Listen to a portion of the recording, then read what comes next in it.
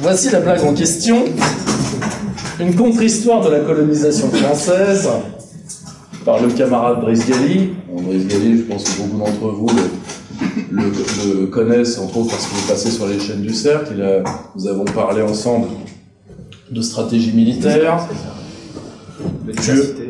Tu as également des idées sur, comment dire, le monde diversitaire et inclusif très arrêté, disons ça comme ça, et on ne peut plus rafraîchissante dans un climat franco-français qui est légèrement étouffant.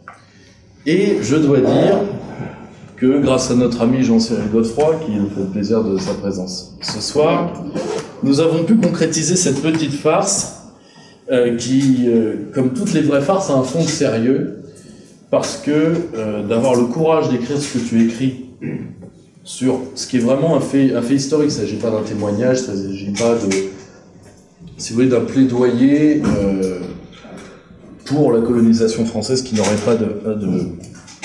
pas d'intérêt. Il s'agit de dire que l'histoire est toujours un tout petit peu plus complexe que ce qu'on veut bien dire, et qu'on ne peut pas éternellement mettre dehors les pièces qui ne rentrent pas dans le puzzle d'ensemble. Et des pièces manquantes, notre camarade en a trouvé un certain nombre, et mis bout à bout, a fait un récit un peu détonnant que je vous demanderai de porter autour de vous, parce que si on n'arrive pas à se faire lyncher avec un bouquin comme ça, c'est que je ne sais plus bosser. D'accord ? Eh bien, notre camarade Brice, je te remercie à la fois pour ça, pour ta présence, et j'espère vraiment que ce livre va avoir toute la place dans la contre-histoire qu'il mérite. Je te laisse la parole. Encore merci à toi. Merci à toi. Bon, écoutez, merci beaucoup pour cette très belle invitation. Je félicite le Cercle Aristote pour le travail qu'il fait, qui est un travail fait à contre-courant, sous les balles, dans un contexte extrêmement stérile pour la pensée, qui est aujourd'hui criminalisée. Nous revivons les heures sombres.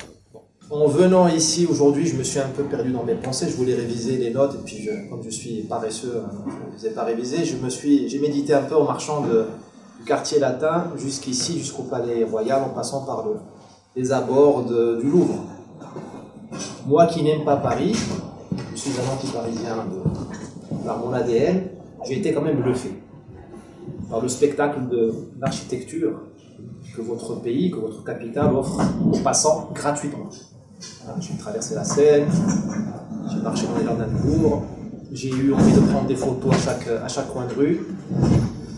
On voit au loin la Tour Eiffel, le quai d'Orsay, et j'avais derrière en fond musical les critiques, les irruptions de quelques indigénistes qui disent que les Français ont fait Paris en volant les colonies, en pillant le Gabon.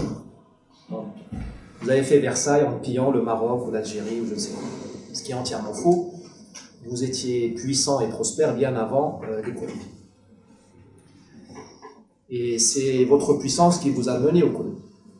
C'est parce que vous aviez un excès de puissance. Vous l'avez déversé au-delà de vos frontières. En Indochine, en Centrafrique, au Congo, en Guyane, chez moi au Maroc et dans une grande partie du monde arabe. Et de cette puissance est resté quelque chose dans ces pays-là. Notamment l'idée de l'État-nation, qui est un cadeau. Parce que moi, je veux bien lire Lévi-Strauss et dire que le fait ethnique est intéressant, les tribus, c'est bien, mais on ne peut pas aborder la modernité, quand on est africain, sans une idée d'État-nation. Parce que une ethnie africaine, ou même un peuple africain, comme le grand peuple, ne tient pas 5 secondes devant l'Empire chinois. C'est ça le monde aujourd'hui. Donc vous avez, par le fait colonial, déversé, quand je dis déverser votre puissance, c'est comme des poussières d'étoiles. Ce sont des concepts. Nous, au Maroc, vous nous avez appris à faire une administration qui marche. Nous sommes un vieux peuple, on est aussi vieux que vous. Le sultan Moulay Ismaël voulait marier sa fille à Louis XIV, des descendants de Louis XIV. Donc on n'est pas né hier, et Louis XIV a dit non. C'est là qu'on voit le choc des civilisations. Il n'y a jamais eu de mariage princier entre le nord et le sud de la Méditerranée. C'est là qu'on voit qu'il y a des civilisations différentes. Donc, vous nous avez appris à gérer une administration. Ça, c'est un cadeau. Parce que depuis, le Maroc marche. Nous étions en voie de dissolution quand la France est arrivée au Maroc. Nous étions le Yémen, la Somalie, l'Afghanistan d'aujourd'hui. Nous étions, le sultan était encerclé à Fès. Hein. Il ne sortait pas des murailles de Fès. Hein. Encerclé par des gens de ma tribu. Parce qu'à l'époque, nous avions des hommes guerriers. Maintenant, nous sommes tous sur Netflix et sur Snapchat. Ou immigrés en France. D'ailleurs, ma tribu a fait un jumelage avec la ville de Mâcon. Nous sommes tous à Mâcon. Je pense que même M. Darmanin n'est pas au courant qu'il y a ce jumelage parce qu'on ne compte pas les étrangers irréguliers. Mais moi, je le dis, je peux vivre à Mâcon gratuitement toute ma vie. Donc vous avez transmis une puissance. Malheureusement, comme dans tous les actes de force, il y a eu des abus. La colonisation a eu un caractère criminel, je le dis. Dominer quelqu'un, prendre sa terre, c'est un crime. Donc ce n'est pas à refaire. Je ne vais pas faire ici l'apologie de la colonisation. Et je vais vous défendre le jour où vous serez menacé de colonisation. Parce que si la colonisation, elle est mal, si c'est un acte qui est répréhensible, eh bien, il ne faut pas le souhaiter à vous aussi. Hein. Il faut aussi que vous vous défendiez de ça, parce que ça n'arrive pas qu'aux autres. Donc la colonisation, c'est une idée violente, brutale, une idée absurde, tordue, parce qu'il n'y a pas eu de business plan de la colonisation. Il n'y a pas eu de Startup Nation avec un à Bercy ou je ne sais où, des gens intelligents qui ont planifié. Rien n'a été planifié. On est parti comme en 14. Et c'est une idée tordue, violente, qui a eu des conséquences inespérées. Des bienfaits, moi je dirais des acquis, pour sortir du débat. Il y a eu des acquis, il y a eu des traces qui sont sublimes. Et moi je rapproche ça, je sais que Cyril ça ne lui plaît pas beaucoup, mais je rapproche ça d'un enfant du viol. Il y a eu un viol, il y a un bébé. Est-ce qu'on va tuer le bébé? Moi je suis le bébé. Je ne porte pas une djellaba. Moi en tant que Marocain, je devrais porter une djellaba. Et je devrais commencer cette conférence par Allah est grand. Pourquoi pas? Je ne le fais pas parce que vous nous avez convaincus que vous aviez une puissance et que cette puissance est désirable. Et nous désirons vous ressembler. Même en Indochine, même en Afrique, nous utilisons la langue française parce que il y a eu des effets inespérés de la colonisation. Voilà un grand résumé du livre et un peu du thème que je veux aborder. C'est un peu l'irrationnel dans l'histoire. Alors, comme l'a dit Pierre-Yves, on marche sur un champ de mines. De toute façon, nous vivons une époque formidable. Je suis en train de me développer. Nous vivons une époque formidable où dire la vérité fait de vous un terroriste. Dire la vérité fait de vous un radical, un extrémiste. Donc, nous avons tous une parenté avec les sunnites radicaux, les chiites radicaux. Nous sommes tous des terroristes de quelqu'un. Dire la vérité, dire la nuance aujourd'hui, ça vous coûte votre place. Jadis, la transgression était de regarder un film porno. Aujourd'hui, la transgression, c'est de dire que la colonisation était complexe. Ça, c'est déjà, ça vous classe en marge. Voilà. Bon, il n'y a pas que du négatif. Nous avons gagné quand même une grande philosophe qui est Kim Kardashian. Voilà, qui a quand même un grand apport à l'humanité. Donc, nous ne vivons pas nous vivons des heures sombres psychédéliques. Il y a quand même quelques lumières. Voilà, donc nous allons marcher sur un champ de mine. Ça fait peur, parce que ça ruine les réputations, ça enlève les subventions. Voilà, ça fait peur. Alors pourquoi se donner cette peine? Pourquoi parler aujourd'hui de colonisation française? Pour 3 raisons. La première, c'est que tout ce qui fait peur fait du bien en général. Là, tous les rites d'initiation sont comme ça, dans l'armée, chez les tribus africaines. Dans tout peuple, il y a une initiation de l'adolescent qui devient homme. Nous vivons dans une société occidentale où il n'y a plus d'initiation. Nous avons maintenant des hommes et des femmes faibles. D'où l'idée du safe space. J'ai besoin d'un safe space parce que je ne suis pas capable de me tenir debout. Voilà. Or, le seul safe space, l'espace sûr, safe space, l'espace de sécurité que je connaisse, normalement c'est le pays, c'est la patrie. Or, nous formons des gens tellement faibles qui se replient sur leur communauté, sur leur secte ou leur orientation. Il faut les comprendre, ils ont peur. Donc il faut toujours explorer la petite chambre obscure, la chambre mal éclairée qui nous fait peur. C'est là où il y a en général les opportunités. Donc oui, il faut s'occuper des sujets sensibles parce que ça nous permet de nous projeter dans la vie adulte et le monde appartient aux adultes. On dit que le monde appartient à ceux qui se lèvent tôt, le monde appartient aux adultes, ceux qui luttent contre leur peur. Et Dieu ou la vie, comme vous voulez, ou l'univers les récompense. Vous avez vu qu'en France, depuis qu'on est dans la repentance, qu'on a peur de regarder l'histoire, tout va mal pour nous. Hein. Notre déclassement économique coïncide un peu avec le fait de nous agenouiller et de notre manque de courage, notre perte de courage. Explorer les sujets qui font peur, c'est aussi récupérer votre pouvoir. Le pouvoir, il n'est pas à l'Élysée, il est aussi à l'Élysée. Mais le pouvoir, c'est vous avez le droit de savoir la vérité. Sur la colonisation, qui n'est pas le sujet forcément le plus utile, on va dire. Enfin, il est utile, mais il y a d'autres sujets importants. Mais il faut bien commencer par quelque chose. C'est une habitude de récupérer son pouvoir, de manger le beefsteak. Aujourd'hui, on vous dit, tu peux changer de sexe, tu peux changer de prénom, tu peux faire Erasmus en, je ne sais pas où, en Ukraine, ou en Islande. Un homme peut tomber enceinte, mais tu ne peux pas savoir la vérité sur ton histoire. Eh bien, on vous prive de votre pouvoir. Il faut prendre le pouvoir. Donc il y a un peu de développement personnel là-dedans. C'est une habitude à prendre. Ceux qui exploraient les zones d'angoisse, en général, elles vous redonnent de la puissance. Et votre puissance, c'est votre pouvoir. La puissance, c'est la vie. Deuxième chose, nous vivons déjà dans une France qui est multiculturelle. Rokhaya sort de ce corps. Nous vivons dans une France qui est déjà multiconfessionnelle et multiraciale. Ça, c'est pas une opinion politique, c'est baladez-vous dans Paris, vous êtes dans Babylone. On est multiconfessionnel, multiracial. Il faut bien gouverner tout ça. Et la formule n'existe pas. D'ailleurs, si nous avons encore des intellectuels qui se mettent à travailler sur ça, parce qu'on n'a pas la formule. Et si le jour où cette formule sera inventée, enfin, on peut toujours diviser la France et faire exploser le pays, hein. C'est très facile ça, tout le monde sait le faire. Mais je veux dire, une formule pour gouverner le pays, pour dire c'est toujours la France, mais au moins on fait marcher tout ça, on fait marcher toutes ces races, toutes ces confessions, tout en restant la France. Si un jour cette formule elle existe, elle est inventée, il faudra bien liquider cette histoire de colonisation. Parce qu'aujourd'hui, on se traîne ce boulet. Que ce soit les gens issus de l'immigration, on les a convaincus que ce sont des petits-fils de victimes. Donc ils tendent la facture, on leur dit tendez la facture. Et les Français dits de souche, on leur dit écoutez les gars, vous êtes des descendants de génocidaires qui avaient dévasté l'Afrique, et si l'Afrique va mal, ou si le Maghreb va mal, c'est à cause de vous. Donc, je ne connais pas beaucoup de couples qui commencent un mariage sans un peu de flirt. Là, il n'y a plus d'amour. Il faut bien flirter, il faut bien qu'il y ait un peu d'admiration réciproque. Or, si une partie de la France se déclare dans l'état civil victime et l'autre se déclare coupable, c'est le pays fini. Donc ce livre et cette réflexion sur la colonisation, c'est aussi de l'utilité publique. C'est pour dire il ne faut ni de la joie ni de la peine par rapport au fait colonial. Il faut de la conscience. Il faut savoir ce qui s'est passé. La vérité nous libérera.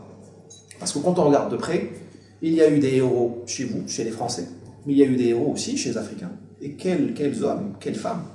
Chez les Algériens, chez les Tunisiens, chez les Marocains, il y a des héros en Indochine, mais vraiment.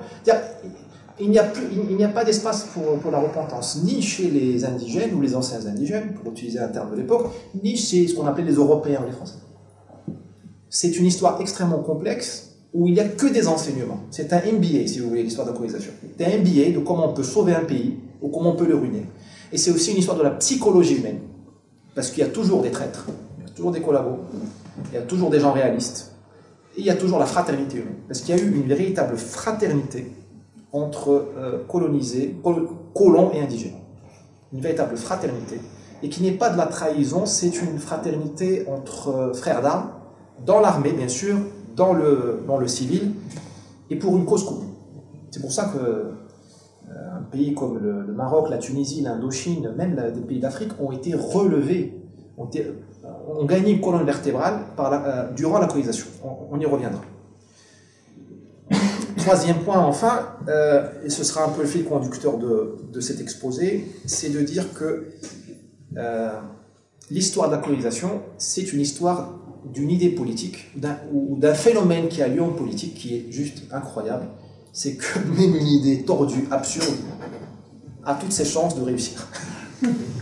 Et comme la nature humaine n'a pas changé, par l'impression, même si Madame Rousseau dit que les hommes sont devenus des femmes et les femmes des hommes, l'histoire va se répéter. Parce que C'est un message d'espoir et aussi une alerte. C'est-à-dire, attention, les idées commencent toujours aux marges, elles sont toujours absurdes, elles finissent par devenir mainstream. Et il se trouve toujours des gens extrêmement brillants et intelligents pour se les approprier, pour les servir. La colonisation était une idée absurde, pas préparée, sans business plan, sans planification, sans ministère, enfin, mais il s'est trouvé des liotés, des gens extra. Ce sont des demi-dieux, des liotés, des Gallieni, des frères catholiques, des protestants, pour servir cette idée-là. Il s'est toujours trouvé un consensus. Vous trouverez toujours, pour une idée même la moins préparée, la plus légère, la plus superficielle, vous trouverez toujours des journalistes, des experts. À l'époque, on disait les géographes, les biologistes, des grands voyageurs, les explorateurs. Vous trouverez toujours des hauts fonctionnaires, vous trouverez toujours des auteurs, vous trouverez toujours des capitalistes pour dire c'est ça le consensus, c'est ça qu'on veut. Et pour l'imposer à la majorité. Et vous trouverez toujours une majorité silencieuse qui va se laisser faire. Parce que les Français n'ont jamais été intéressés par les colonies. Le peuple français ne s'est jamais intéressé aux colonies. Un petit peu dans les années 30, parce qu'il y avait la crise économique et tout, puis ça a pu être un échappatoire un peu pour faire une carrière ou faire un peu de commerce. Mais la preuve, les Français n'ont jamais vécu en colonie, à part en Algérie. En 1945, au Cameroun, 45, c'est l'apogée de l'Empire. Il y avait 3500 Français au Cameroun, pour 3 millions de Camerounais. Au Maroc, qui était une destination plutôt prisée par les colons, au grand maximum de la colonisation, il y avait à peine 5% de Français. C'est rien. Une ville comme Dakar, qui était la ville française de l'Afrique de l'Ouest, il y avait 10 000, 20 000, 25 000 Français à Dakar. La population du 17e arrondissement, c'est 200 000 habitants. Donc, mais la majorité a accepté. Elle a réélu les gens qui ont fait la colonisation. Et, parce que le consensus a été créé par des lobbies, aussi par une force d'inertie. Il y a une force d'inertie dans l'histoire. Et puis, le consensus change. Après 1945, les mêmes gens qui avaient les mêmes partis, les mêmes courants de pensée qui ont défendu la colonisation, bec et ongle, l'ont abandonné. Et on crée un nouveau consensus. C'était l'idée européenne. Il faut faire l'Europe, plus jamais de nazisme, réconciliation franco-allemande. Et on a oublié le consensus colonial, et on l'a diabolisé. Et vous trouvez toujours des journalistes, des politiciens, des universitaires, des experts, des géographes, pour ingurgiter le nouveau consensus et l'imposer à la société. Ça s'appelle le projet européen dans les années 60. Je vous rappelle qu'on a quitté l'Algérie en 62, en juillet, et en janvier 63, on vient de fêter l'anniversaire, on a fait le traité de franco-allemand, la réconciliation à l'Élysée. Il n'y a pas beaucoup, c'est pas une coïncidence. On s'est dégagé de l'Algérie pour recréer de la puissance française en Europe, réindustrialiser la France. Enfin, on s'est dégagé des colonies pour faire l'Europe. Et il se trouve toujours des profiteurs de guerre, disons, pour diaboliser les rares personnes qui, dans les colonies, ont fait le job.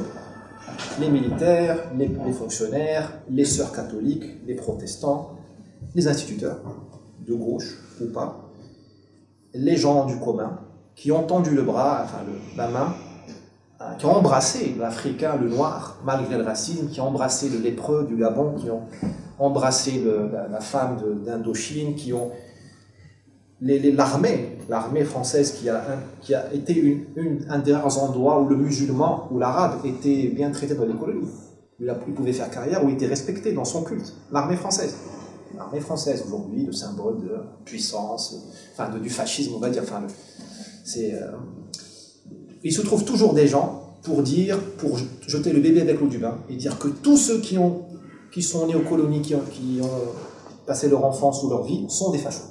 D'où le drame des Pieds Noirs, rapatriés en 62, et vous avez des abrutis parmi les dockers de Marseille, ou même le maire de Marseille, du SONA, M. Defer, je crois, Defer, si je ne dis pas de bêtises à l'époque, qui a dit ce sont des fascistes, je ne les veux pas à Marseille, envoyez-les à Nîmes, on pas. C'est un phénomène extrêmement humain, donc il va se répéter. Donc, pourquoi je vous dis ça? Parce que c'est ce qui se passe aujourd'hui avec le phénomène multiculturel. C'est un consensus qui est imposé par en haut, la société ne bouge pas, vous avez des journalistes, des experts, des universitaires qui vous disent c'est génial, Il faut ça. Un jour, ça va changer et ils vont brûler leurs idoles. Entre-temps, la France ne sera peut-être plus là. Mais c'est aussi un message d'espoir. C'est-à-dire que si vous voulez le changement pour votre pays, pour notre pays, puisque je vis au Brésil, donc je connais bien le travestissement, donc je suis à la fois marocain, je suis sur deux patries. Dans mon corps, il y a deux systèmes, Android et iOS. Parfois, ça bug. Ça bug souvent, mais bon, c'est comme ça. Mais si vous voulez un jour sauver peut-être le pays, il faut peut-être penser à des phénomènes comme ça. Peut-être qu'il faut inventer une nouvelle cause, une nouvelle utopie. Et il ne faut pas perdre peut-être beaucoup de temps à en faire l'équation. Juste inventer un projet et jetez-le. Depuis les marges, il deviendra mainstream. Peut-être si vous voulez lutter contre la Macronie, le macronisme ou le mondialisme, inventez un projet. Et il se trouvera toujours des capitalistes, des journalistes, pour faire monter la sauce, que la mayonnaise prenne, que ça devienne mainstream. Ce que je veux dire par là, parfois il ne faut pas être trop cartésien. L'histoire n'est pas du tout rationnelle. Et l'histoire des colonies ne l'est pas. Alors, quelques mots sur moi. Je viens de faire allégeance au lobby LGBT, donc je suis sauvé. Donc voilà, donc je suis sauvé, donc je peux m'en aller.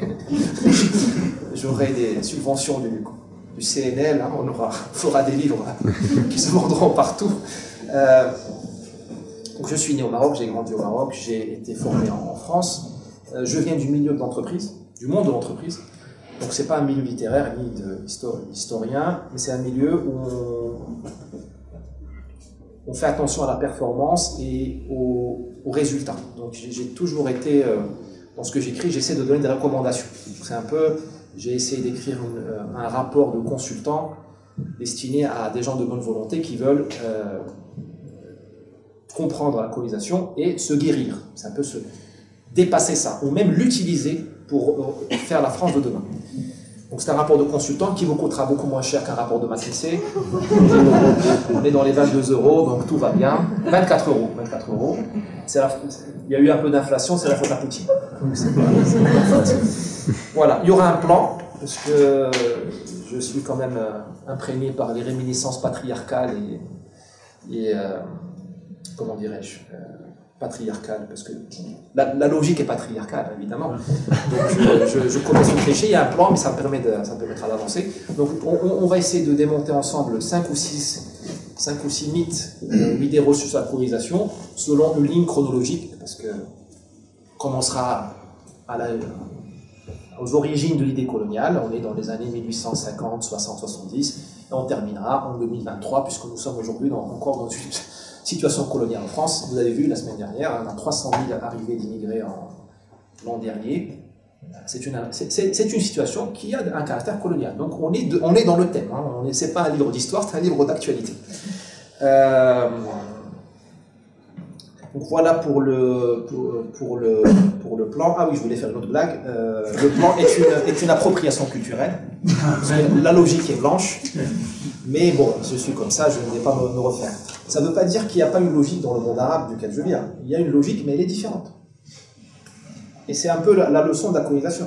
Nous sommes différents. Je suis différent. Vous êtes différents. Nous sommes différents, et tant mieux, ça s'appelle la diversité. Grâce à Dieu, il y a la diversité.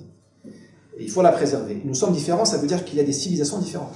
Et qu'est-ce qu'a été la colonisation? Ça a été un choc de civilisation.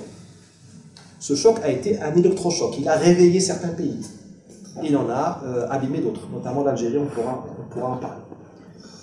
Voilà, donc posons le cadre. Là aussi, c'est un héritage patriarcal. On va poser le cadre avant de zoomer sur les détails. Deux idées principales. La France n'a pas inventé la colonisation. Contrairement à ce que peuvent nous dire les indigénistes et les wokistes, c'est un des plus vieux métiers du monde.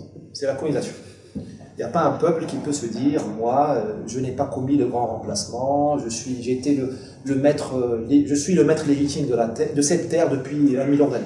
Nous avons tous, dans nos origines, il y a toujours eu un peuple vainqueur, des peuples vaincus, toujours eu des métissages plus ou moins forcés.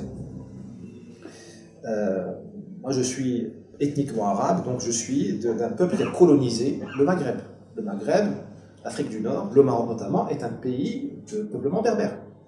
Les Berbères sont les habitants premiers du pays. Moi, je viens d'un peuple qui a colonisé le Maghreb. Je le vis bien. Pour l'instant, et je ne paierai pas de réparation, j'ai pas d'argent. C'est ça. Ouais, je veux dire, il n'y a pas de. Enfin, le fait colonial est la chose la plus banale qui soit. Il y a eu plusieurs faits coloniaux. Il y a le fait colonial arabe qui hérite une histoire. D'ailleurs, au moment où Faidherbe canardait les Sénégalais au Sénégal, les Égyptiens d'Égypte, ils colonisaient le Soudanais à Khartoum avec les Anglais. Au même moment, en 1850-60. Donc, il n'y a pas de. Les Turcs, au moment où Lyautey pourchassait les Indochinois au Tonkin, les Turcs étaient les rois, étaient les maîtres d'Oman, étaient les maîtres du monde arabe, de la Syrie, de l'Irak. C'est-à-dire hier. Les Portugais ont beaucoup colonisé. Sauf qu'ils ont colonisé de manière très différente des Français. Les Portugais, ils aimaient la femme noire, la femme mort, peut-être des réminiscences de l'Andalousie, de l'Espagne musulmane, enfin de l'Ibérie musulmane, donc ils se sont jetés sur les beautés africaines et autres. Je comprends ces choses, et ça fait une colonisation low cost, parce qu'ils faisaient des soldats par la reproduction, et puis quand on se marie avec quelqu'un, il lui est difficile de vous égorger la nuit. En général, c'est le père de ses enfants. Ça a fait le Brésil. Ça a fait l'Angola, ça a fait la Guinée-Bissau. Les Espagnols ont travaillé un peu différemment.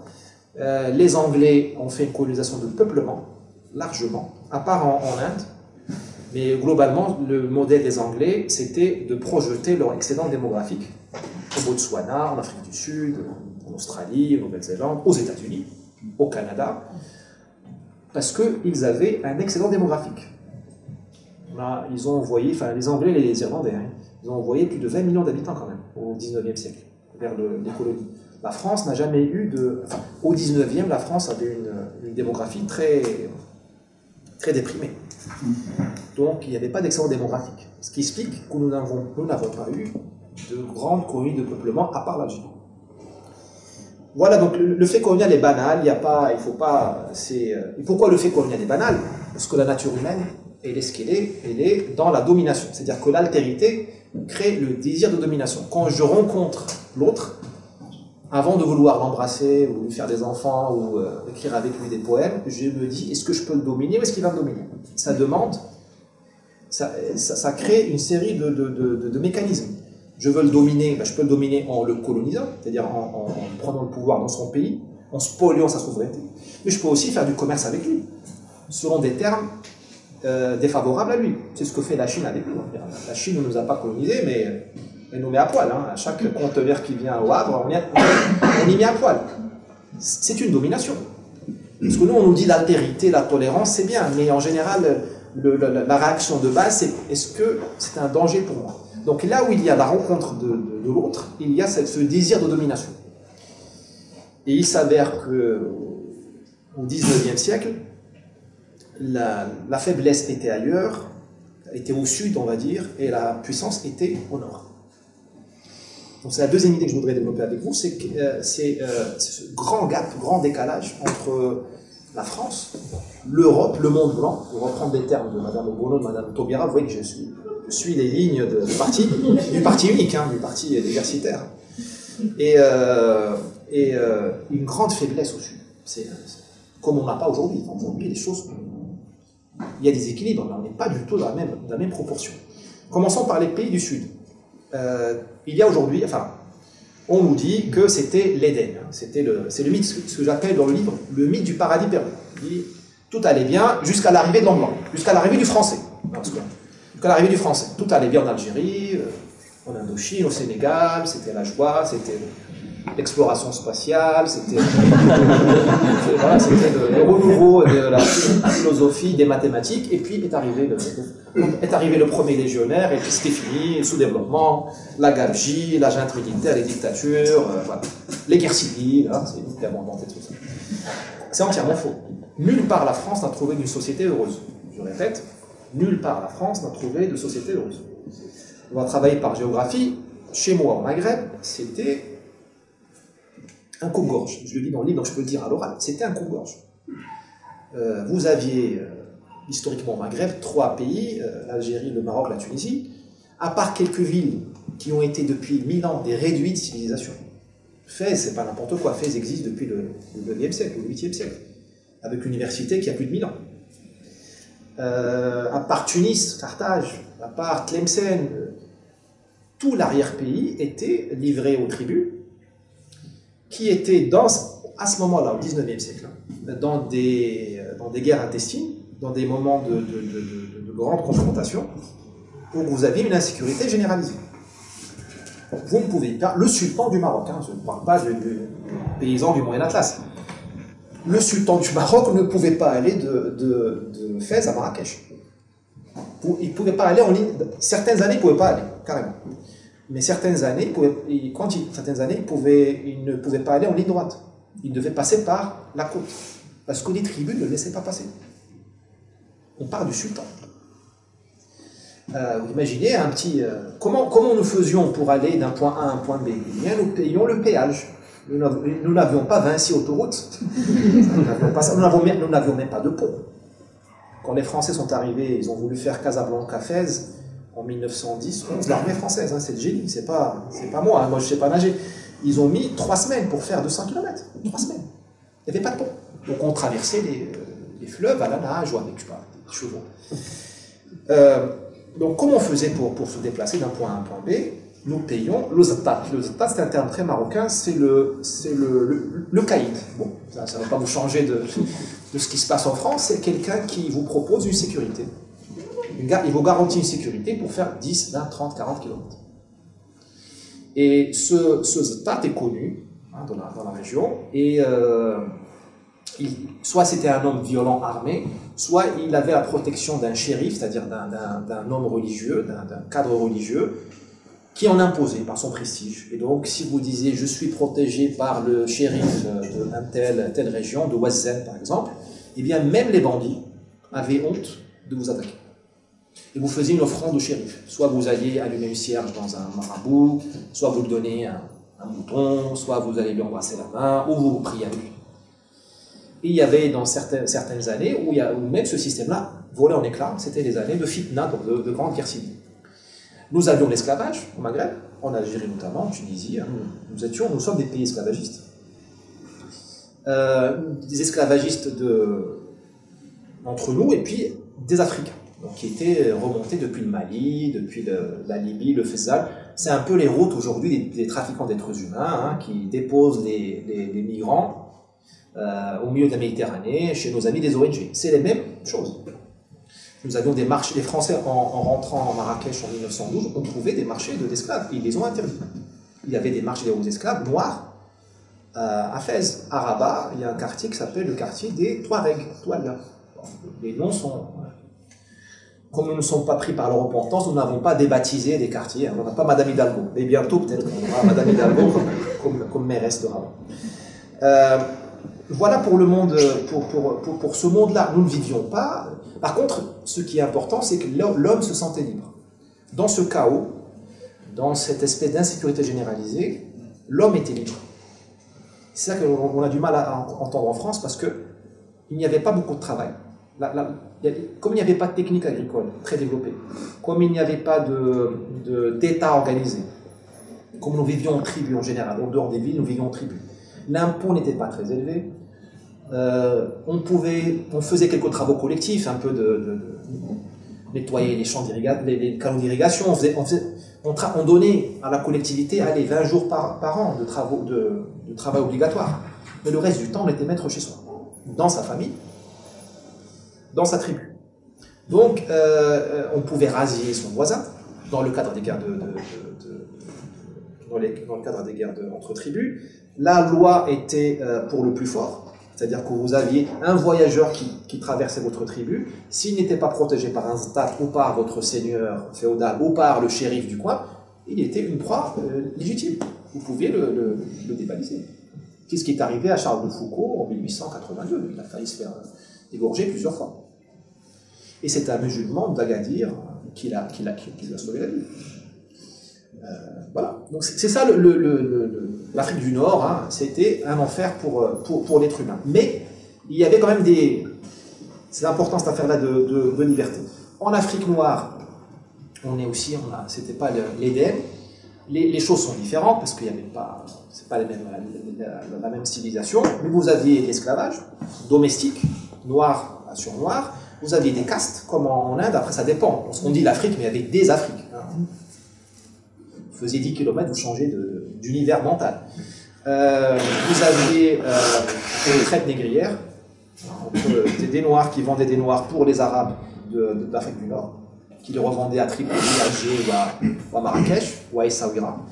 Vous aviez une traite négrière qui revendait les Noirs aux Égyptiens et aux Turcs, avec des centres, m'excuse de dire ça, mais de castration dans le désert, pour castrer les hommes. C'est pour ça que vous ne trouvez pas beaucoup de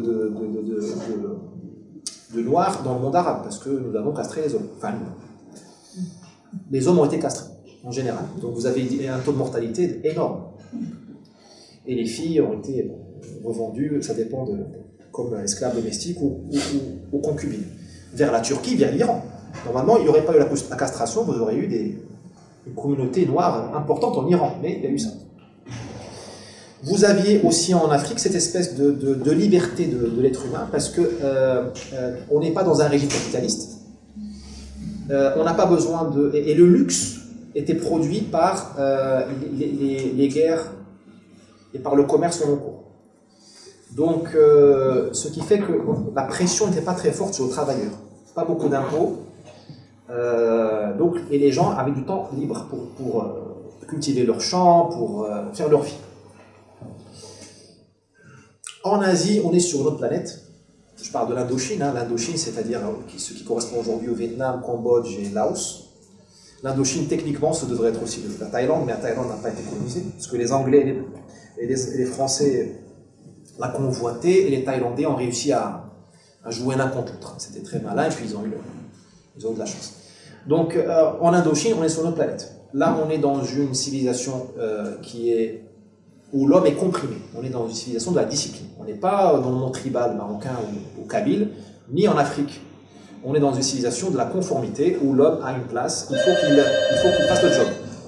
Cette civilisation de la riziculture, il y a beaucoup d'heures de travail par an, de jours de travail par an. Si vous n'obéissez pas, vous êtes exclu de la communauté. Ça a donné des vagabonds. Des gens des familles, des renégats, et des gens qui allaient devenir où? Au Cambodge. Il y avait un excédent démographique du peuple, ce qu'on appelait les Anamites, mais disons du Vietnam actuel. Les Anamites étaient exportés, disons ainsi, vers le Cambodge et le Laos. Et ça a donné une colonisation du Cambodge et du Laos, un grand remplacement, 18e, 19e siècle. C'est la démographie.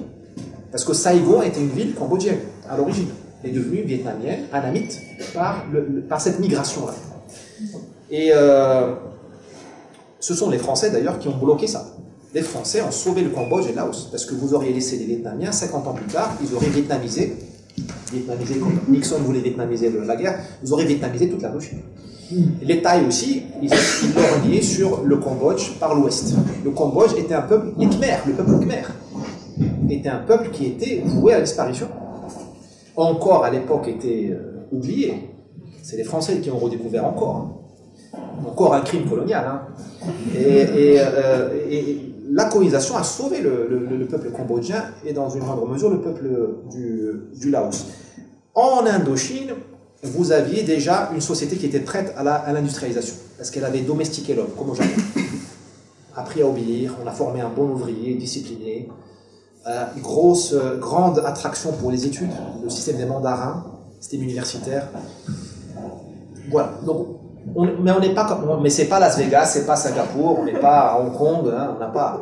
Mais la France là pour le coup, la France a réellement, elle a dérangé elle a empêché un grand remplacement, mais elle a dérangé, je dirais, un processus qui aurait pu aboutir comme au Japon, sans colonisation étrangère, à la grande industrialisation du Japon. Maintenant, regardons du côté français. Du côté français, vous avez une puissance inouïe. Il y avait un excès de puissance en France. À comparer ça avec aujourd'hui, où vous avez 750 zones de non-droit en pays, selon le ministère de l'Intérieur. Donc vous aviez de la puissance à revendre en France, au XIXe siècle. Une fois que la poussière des guerres napoléoniennes s'est calmée. Quand je dis XIXe siècle, dans mon livre, il commence en 1830. On a un peu oublié Napoléon, on est déjà dans le monarchie de Juillet, et l'industrialisation est en marche. Une puissance forte, qui déborde, mais qui est comprimée. Il ne faut pas oublier que le 19e siècle était un siècle très triste diplomatiquement pour la France.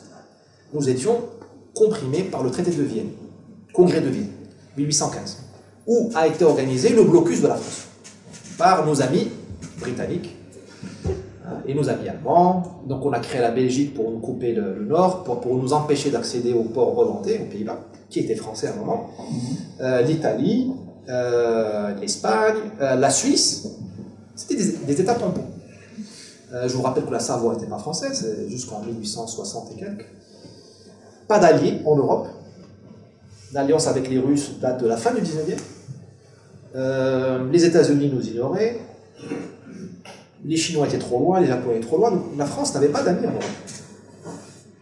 Et c'était une grande frustration pour ce peuple d'élite qui était extrêmement innovant. Enfin, le 19e siècle français, c'est juste incroyable. Enfin, Victor Hugo, enfin, je ne vais pas vous la faire.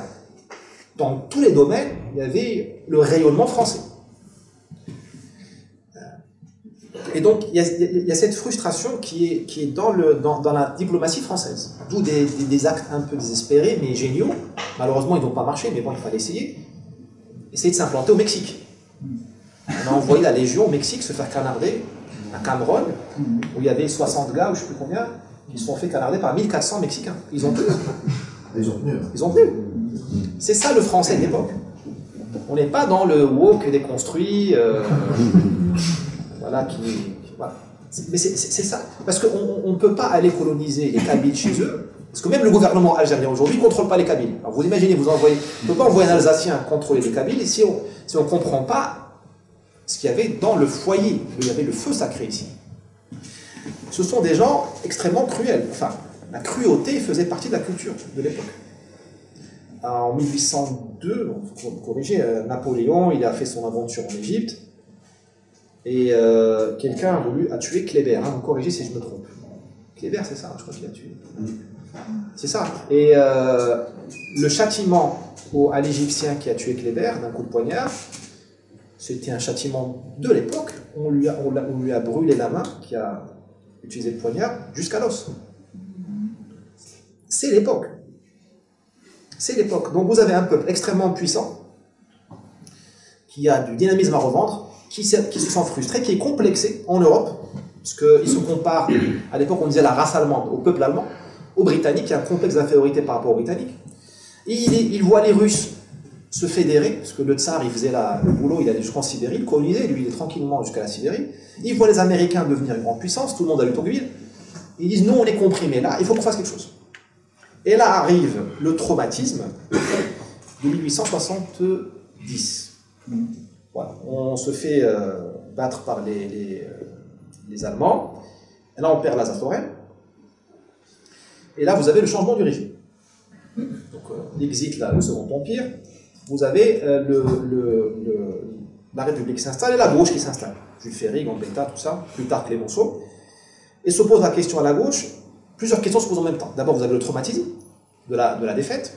Vous avez un régime qui est illégitime. Une grande partie des Français, enfin, la majorité, était pour la monarchie. Malheureusement, ou heureusement, il ne faut pas dire ça, parce qu'on ne va pas refaire l'histoire. Mais ils étaient divisés entre orléanistes, légitimistes, bonapartistes, tout ça. Mais les assemblées des années 1870 étaient largement monarchistes. Mettez-vous dans la peau des gens de gauche qui disaient on est sur un régime qui est légitime. Et vous avez une question qui se pose. Faut-il se venger ou faut-il se recueillir? C'était la dichotomie, le thème du recueillement ou de la revanche. Le recueillement, ça veut dire faire l'introspection, se reconstruire, voilà. C'est une refondation française, ça se défend. La revanche, c'était tout de suite, on va se réarmer, mobiliser, on va attaquer les Allemands. Et là, la France n'était pas en mesure de faire le job d'un point de vue militaire. En 1870, 75, 80, elle ne pouvait pas. Le grand génie de la gauche, il faut dire des choses comme elles sont, c'est de proposer une troisième voie. C'est ni recueillement, ni revanche. C'est, on va coloniser. Et c'est pas pour dire, on a perdu l'Alsace-Lorraine, on va aller gagner Casablanca et Dakar. C'était pas ça le deal. C'était c'était une projection de notre souffrance. C'est comme si c'était une espèce de rédemption. C'est la traversée du désert. On va aller envoyer nos meilleures élites se faire massacrer par la dysenterie, la diphtérie, la fièvre jaune, pour créer le progrès, amener le progrès dans des territoires mystérieux. On ne connaissait pas les territoires, on n'avait pas la cartographie de l'Afrique. Hein. Je parle de l'intérieur de l'Afrique, on connaissait les côtes, mais on ne connaissait pas le cours du fleuve Congo, pour vous dire. On ne connaissait pas le cours du fleuve Mékong. On a dit. Donc on va aller retremper l'âme française aux colonies, et puis quand on sera prêt, viendra le jour de la revanche. Ce jour est arrivé en 1914. Ça fait quand même plus de 40 ans plus tard. Et au passage, on va occuper les militaires, comme ça ils ne vont pas conspirer pour nous obliger à aller attaquer les Allemands, et on va se réconcilier entre nous, parce qu'aux colonies, nous sommes tous français. Et on oublie les catholiques, les protestants, on oublie les laïcards et les catholiques, on oublie les monarchistes et les républicains, tout le monde est d'accord, parce qu'on a face à nous des grands hommes comme Abdelkader, l'Algérien, qui vous attaque avec 10 000 hommes. Donc là, on oublie les dissensions, on fait le job. C'est ça le grand coup de génie de la Troisième République. Et l'autre coup de génie, c'est que ça a été mis en place sans l'annoncer. Il n'y a pas eu un grand débat à l'Assemblée nationale pour dire on va faire ça. Non. Ils ont fait le job. Un peu en cachette et un peu en disant attention, les Anglais sont en Égypte, il faut qu'on y aille. Les Espagnols vont nous prendre Gibraltar, il faut qu'on aille chercher le Maroc, l'Algérie, la Tunisie. Les Allemands s'intéressent à l'Afrique, il faut qu'on y aille. Une fois qu'on a, ça s'est passé autour de 1880-85. En gros, de 1871 à 80, la France a fait le ménage. On a reconstruit, tout ça. De 80-85, il y a eu l'accélérateur. Et le grand débat de l'Assemblée nationale autour de la colonisation, c'est 85. Donc de 80-85, on a pris la Tunisie, on a pris le Congo-Brazza, avec un grand Français italien naturalisé Savorin de Brazza, un gars de la marine. On a pris l'Indochine, traité de Hué, 83. L'Algérie, on a terminé de la conquérir. Et ainsi de suite. Le gros de la conquête du Sénégal, de la Côte d'Ivoire, tout ça, c'était terminé en 85. On a débattu ensuite. Mais ça s'appelle le fait accompli. Donc c'est très difficile d'abandonner des territoires quand on y est déjà. Que vont dire les Anglais? Que vont dire nos ennemis allemands? Que vont dire les Américains? C'est ce que disait Tocqueville d'ailleurs dans ses lettres sur l'Algérie. Il dit l'Algérie ne sert à rien, on n'y trouvera rien, ça nous coûte cher, mais que va dire le monde de notre prestige international? Un peuple ne peut pas reculer, des choses comme ça. Le fait accompli. Et puis vous avez la logique des petits intérêts. Parce que vous avez déjà des militaires qui ont gagné des médailles. Ils ne veulent pas rendre l'Indochine. Et vous en avez d'autres qui attendent la promotion. Il est hors de question pour eux de rendre Saïgon, parce qu'ils attendent une bataille. Ils veulent la bagarre pour être promus. Parce que s'ils reviennent en France, ils vont les mettre en Champagne dans une caserne de la cavalerie, ils vont moisir. Aux colonies, vous avez la promotion rapide. La guerre, c'est bien. Dans ce sens-là, pour certains militaires qui veulent... La guerre permet des promotions. Vous avez vu dans la Seconde Guerre mondiale, Patton, Marshall... Eisenhower, de 1918 à 1939, il a moisi dans un centre d'instruction militaire.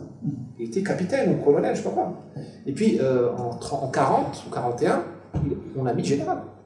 Parce qu'il fallait renouveler les élites de l'armée. Donc vous avez des militaires qui ne veulent pas lâcher l'affaire. Vous avez déjà des hauts fonctionnaires qui disent « Moi, je suis gouverneur de Saïgon, de la Cochinchine. Ça me va bien, je ne veux pas revenir à Paris dans un 3 pièces. » Vous avez déjà des petits fonctionnaires qui commencent à comprendre que ils ont laissé leurs femmes en France. Il y a la jolie africaine, il y a la jolie indo-chinoise. Tout ça, ça crée un lobby, ça commence ça crée... C'est autant d'ennemis qu'on se fait. Quand on est un politicien, si on leur dit « Vous rentrez à la maison, on va se reconstruire, on va récupérer l'Alsace-Lorraine. » Et vous avez des capitalistes qui ont fait un très beau job de lobbying. Ils ont vendu un Eldorado qui n'existe pas. Ils ont dit, on va trouver Dubaï, alors qu'il n'y a pas Dubaï, mais sans avoir fait les études du sol. Ils ont dit, il y a des milliards de tonnes de charbon. Ils n'ont pas fait d'études. Mais il s'est trouvé des explorateurs, des géographes, pour aller faire un tour et dire, oui, je crois que... Et là, on a fait des sociétés de géographie, on a fait des banquets de colonisation. Victor Hugo a fait un discours, et la sauce est montée. Donc vous avez une usure Et ce qui fait qu'une idée de gauche est devenue de droite autour des années 1900-1905.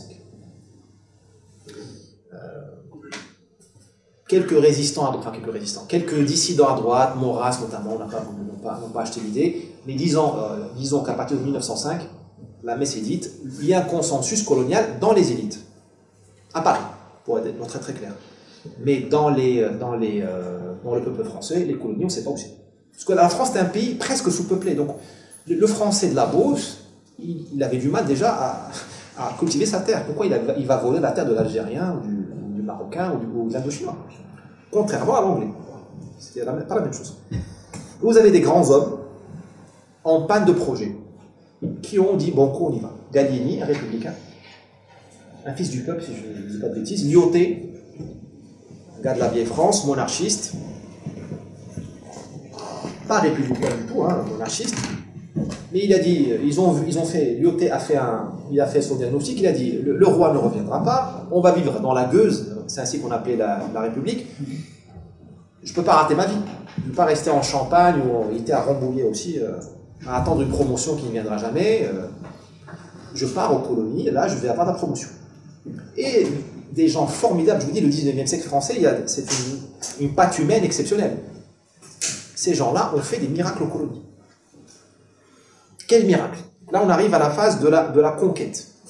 Eh bien, ces gens-là, des Gallieni, je les oublie un peu là, mais les Lyautey, plus tard les Mangins, tout ça, des Garnier aussi un peu en Indochine, ces gens-là ont fait une conquête absolument low cost, absolument économe.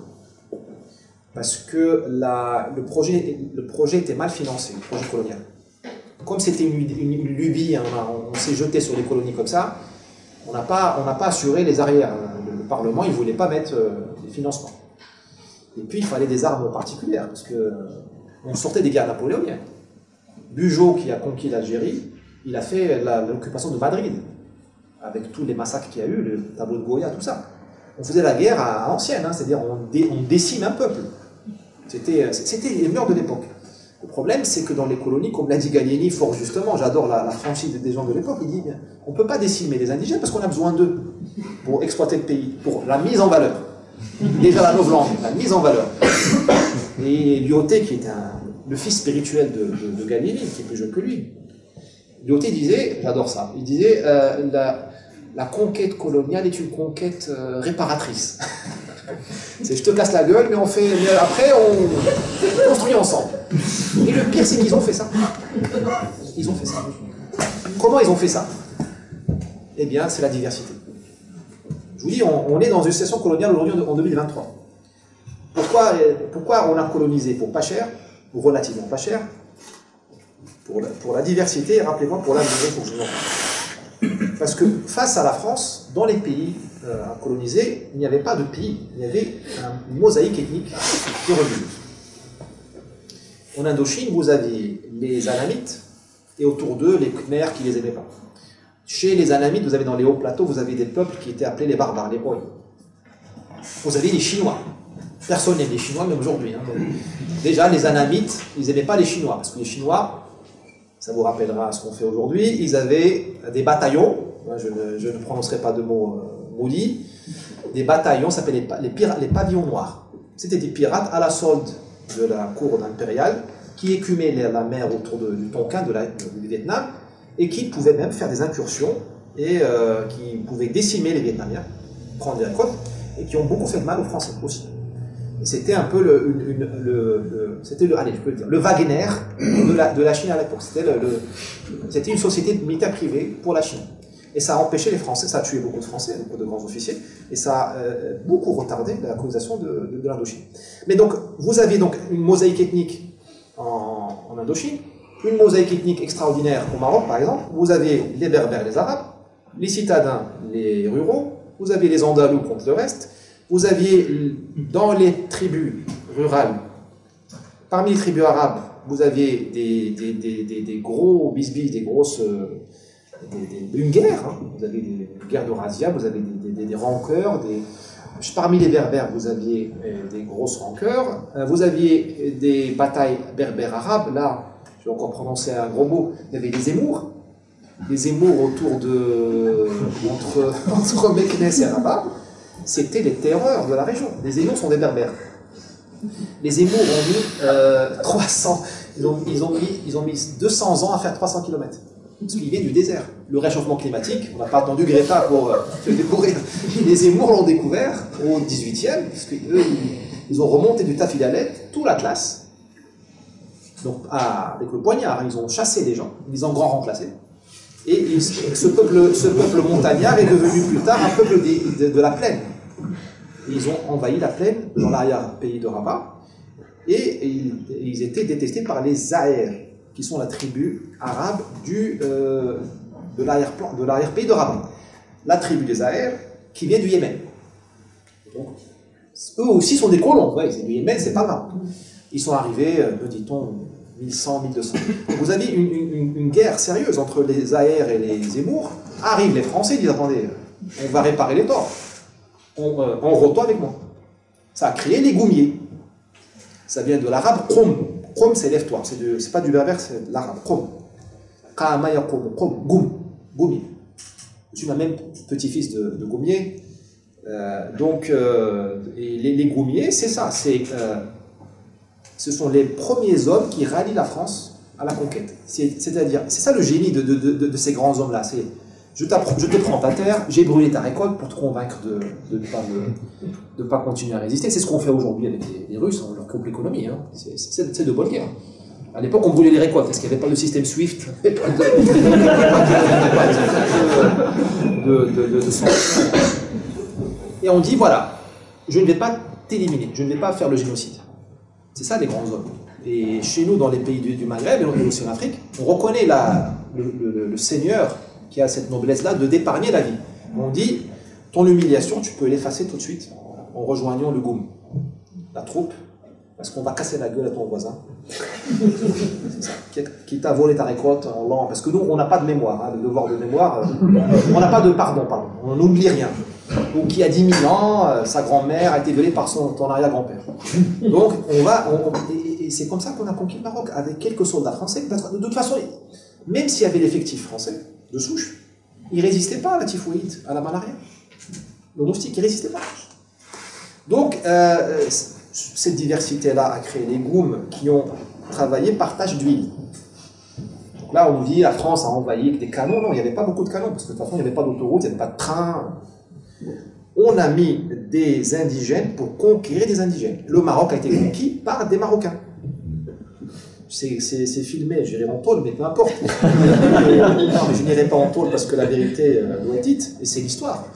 Au nom de l'État marocain. La conquête du Maroc a été un partenariat franco-marocain. Le traité de protectorat a dit vous allez rétablir l'autorité du sultan. Partout. Parce qu'il était nulle part. Le sultan à peine contrôlait Fès. Et Lyautey, maréchal de France plus tard, a été un fonctionnaire du sultan. Et il a fait le boulot de pacification avec des Marocains. Plus tard, il a été rejoint par les grands caïds marocains, le Glaoui de Marrakech, les Ayadi, à Maroc, tout ça. Je vous parle de grands seigneurs féodaux comme on n'en fait plus. Et cette conquête-là, elle a duré, dans le cas du Maroc, plus de 22 ans. Pourquoi je vous ai dit bon, pareil, le tirailleur sénégalais, c'est la même chose que le goumier marocain. C'est des classes. Parce que dans toute société, vous avez des gens mécontents. Ça, y a pas de... On a beau distribuer la guimauve, les vaccins, tout ça, il y a toujours des gens mécontents. On a beau leur dire, attention, ayez peur du climat, il y a toujours des gens mécontents. Donc, les goumiers, les tirailleurs, c'était des ethnies ou les classes sociales mécontentes, qui prenaient leur revanche. Parce que le français arrivait, il disait, voilà, tu es esclave, tu es captif, fini l'esclavage. Ta tribu, ton peuple est tributaire, c'est-à-dire vous payez le tribut pour quelqu'un, pour une caste d'élite, c'est fini. Et je t'embauche comme fonctionnaire. Tu auras le fusil, et ton ancien maître, il n'aura pas le fusil. Bah, il ne disait pas non. Et on va en plus conquérir le monde ensemble. Parce que pour lui, l'autre vallée, c'était le monde. Il n'y avait pas d'Afrique, il n'y avait pas de Sénégal, il y avait des régions. Donc l'Empire a été conquis par les indigènes, avec, bien évidemment, commandement français. Et même en Indochine, l'Indochine a été conquise avec des Algériens, La Crimée, on parle de l'Ukraine, la Crimée en 1855-56, vous aviez des Zouaves algériens en Crimée. Au Mexique, en 60, vous aviez des Algériens et des Algériens. Vous avez des Algériens en Mexique. Au Maroc, nous avons été conquis. Quand nous avons vraiment, parmi nous, ceux qui ont vraiment résisté, on leur a envoyé les Sénégalais, parce qu'on avait peur du noir. Oui, je vous rappelle, grosse découverte, le racisme ne concerne pas que les blancs. La nature humaine, elle en est partout. Mais c'était utilisé par les Français, ils savaient ce qu'ils faisaient. Parce que le noir avait faisait peur. En plus, il était habillé en rouge. Imaginez un débarquement de Sénégalais à Casablanca, mais c'était, on rendait les armes. Hein. D'ailleurs, il y a eu l'affaire des Sénégalais à Casablanca. Nous, on disait Sénégal, en 47. Bon, là, on va à la fin de l'exposé. Autour d'une rixe entre soldats, autour d'une prostituée, au sujet d'une prostituée marocaine. Et les Marocains ont tué les Sénégalais en 47. Et c'était le début, une des flammes, des étincelles qui ont lancé le mouvement nationaliste. Bon, donc l'Empire a conquis l'Empire. À Madagascar, pareil, Algériens, Marocains, tout ça. Mon propre grand-père a été envoyé mater les grèves communistes des mineurs en 47. Pourquoi? Parce qu'entre ethnies, je vais prononcer un gros mot, entre races, il n'y a pas beaucoup d'empathie. Pourquoi l'armée française a rappelé mon grand-père, lui dit tu vas à Lille? Parce qu'il avait très peu de chances de fraterniser avec les mineurs communistes. Vous prenez un gars, un breton, il aura du mal, enfin sous Macron, ils n'ont plus de mal, les flics, il aura du mal à castagner un homme qui lui ressemble. Vous prenez un Algérien, un Marocain ou un Sénégalais, il aurait oublié aux autres. Voilà, donc je vous ai dit, la conquête de l'Empire s'explique aussi par l'Algérie. On n'aura pas le temps de beaucoup parler de l'Algérie, mais l'Algérie, c'est le laboratoire de la colonisation, de toutes les techniques de colonisation. Toutes les techniques militaires dont je vous ai parlé, elles ont été inspirées des erreurs énormes accomplies en Algérie. L'Algérie, c'est le contre-exemple, en tout cas dans l'armée française, c'était le contre-exemple, c'était la chose à ne pas répliquer. Vous avez remarqué que l'Algérie était conquise entre 1830 et 1870, un peu plus tard aussi. Le Sahara, on a mis du temps. Mais l'Algérie, enfin, quand on a donné le go pour la colonisation sérieuse après 1870, sur la Troisième République, les seules références qu'on avait, c'était l'Algérie. Et les militaires disaient, surtout pas, ne répliquons pas ça. Et là encore, on va détruire une autre idée. Décidément, il faut mettre un blindage. Les militaires étaient pro-indigènes. C'est les civils qui ne voulaient pas défendre les indigènes. Je commets l'amalgame. Bien sûr, il y a des imbéciles partout, il y a des gens d'une noblesse d'âme partout, mais les militaires en général ne voulaient pas spolier les indigènes. En Algérie et ailleurs. Parce que les militaires, ils respectaient l'adversaire. Donc, et surtout, ils étaient pragmatiques. Quiconque a fait la guerre sait que c'est horrible. Donc ils ne veulent pas, ils veulent la paix. Le civil, lui, qu'est-ce qu'il veut? Il veut une situation. Il veut faire carrière. Donc s'il est un colon sans argent, il veut la terre de l'arabe. Il dit au militaire, tu m'enlèves. Le militaire, il dit non, il faut leur laisser leur pâturage, leur terre, parce que sinon, ils vont refaire la guerre. On va avoir la guérilla. Et le civil rêvait toujours Ce qui fait qu'en Algérie, entre 1830 et 1880-90, on a détruit le pays. Parce que au début, les militaires, ils ont fait une conquête horrible, parce que c'était les gens qui étaient avec Napoléon. Donc ils ne savaient pas faire la guerre dans le partage d'huile économique. Ils savaient que c'était la campagne de Russie, ce n'était pas des droits de l'homme. Donc ils ont fait beaucoup de mal. Puis les Algériens ont beaucoup résisté, c'est tout à leur honneur. Donc il y a eu beaucoup de sang. Mais après, ils ont dit, maintenant qu'on a stabilisé le pays, qu'on a la paix, on va laisser vivre les Algériens. Et nous, on va prendre les villes, et on laisse les Algériens faire leur vie à l'Algérie. D'ailleurs, Napoléon III, qui était le chef d'État français, qui n'était pas un obscur général dans un blog le soir il disait, pour moi, l'Algérie est un camp militaire, j'essaie de me rappeler, un camp militaire, un royaume arabe, et une province française, un royaume arabe.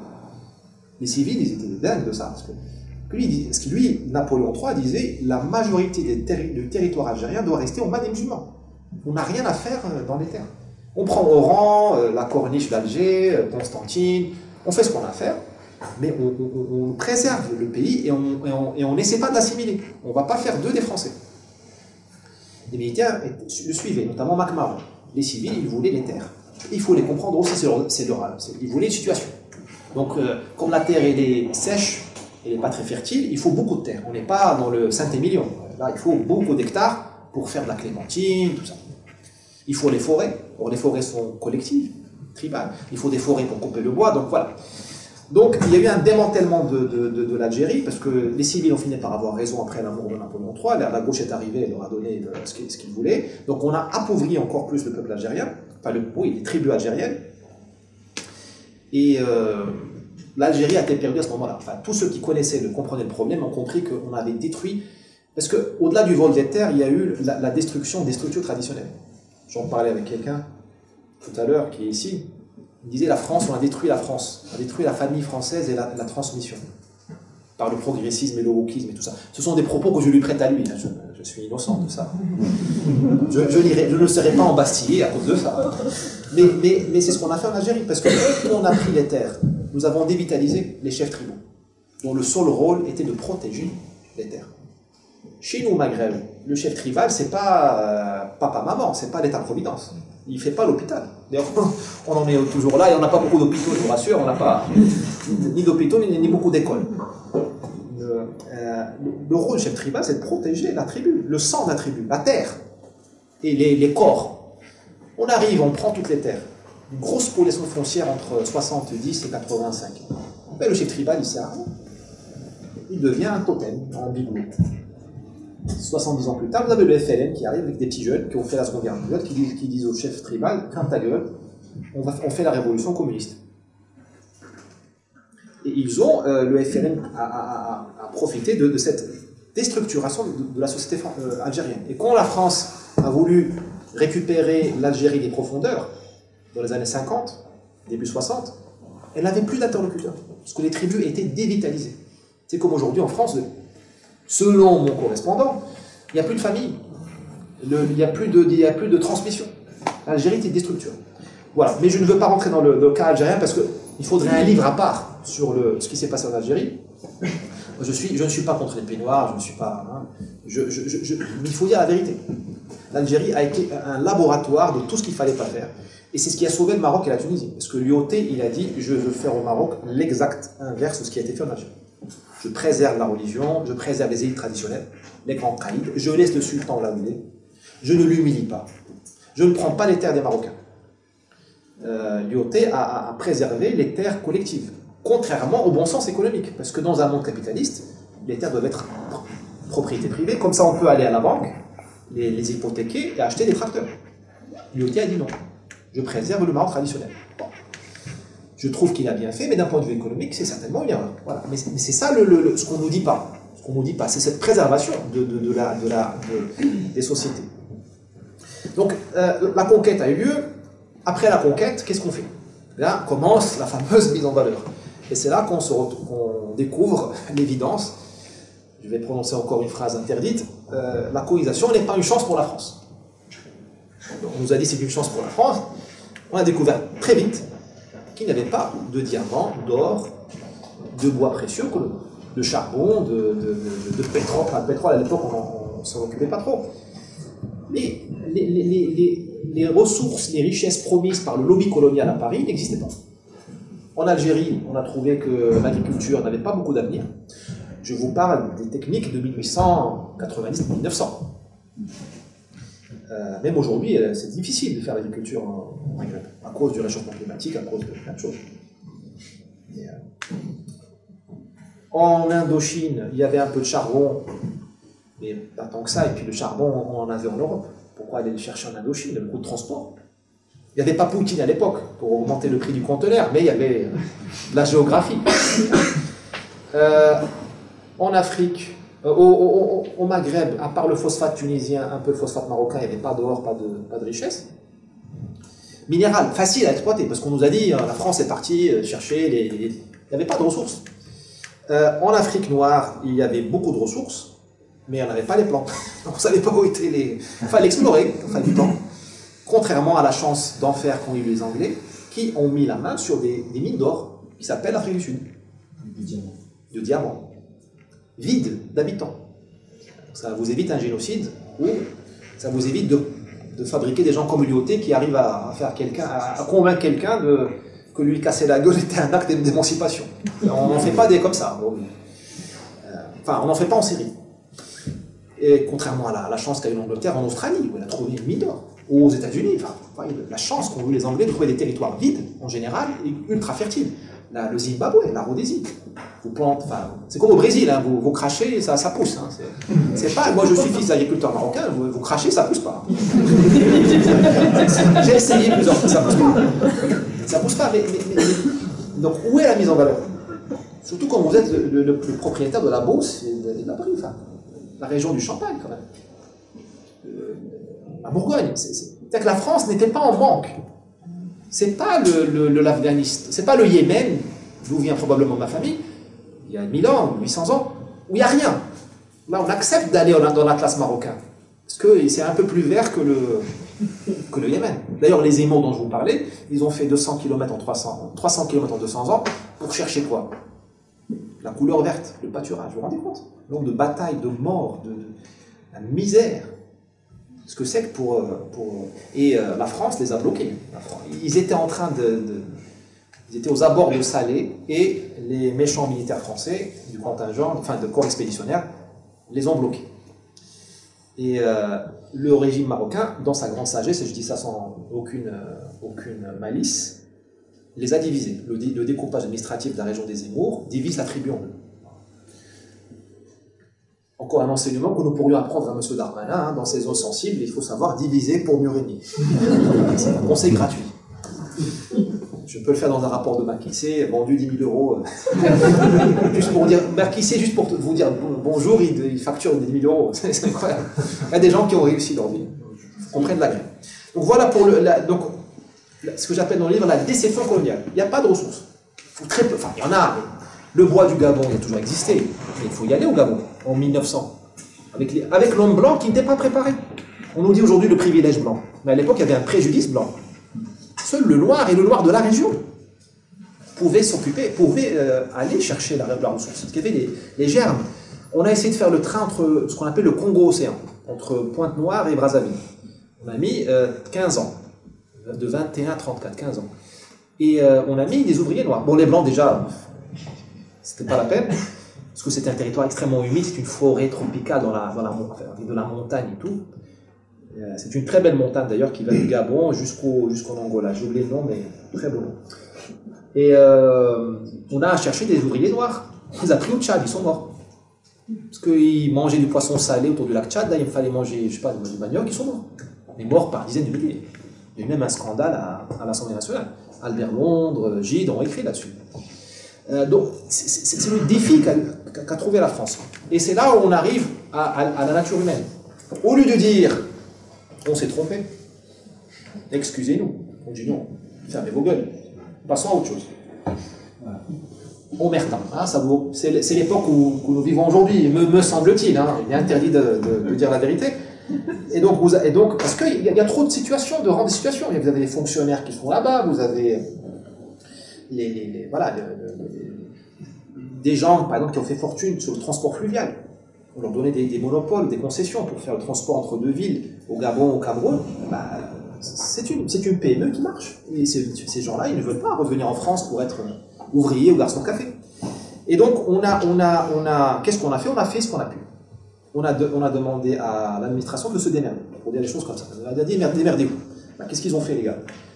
Ils ont créé la sécurité et quelques infrastructures pour ce que j'appelle l'économie de ghetto, c'est-à-dire les Européens, Français, Espagnols, qui voulaient bien s'aventurer.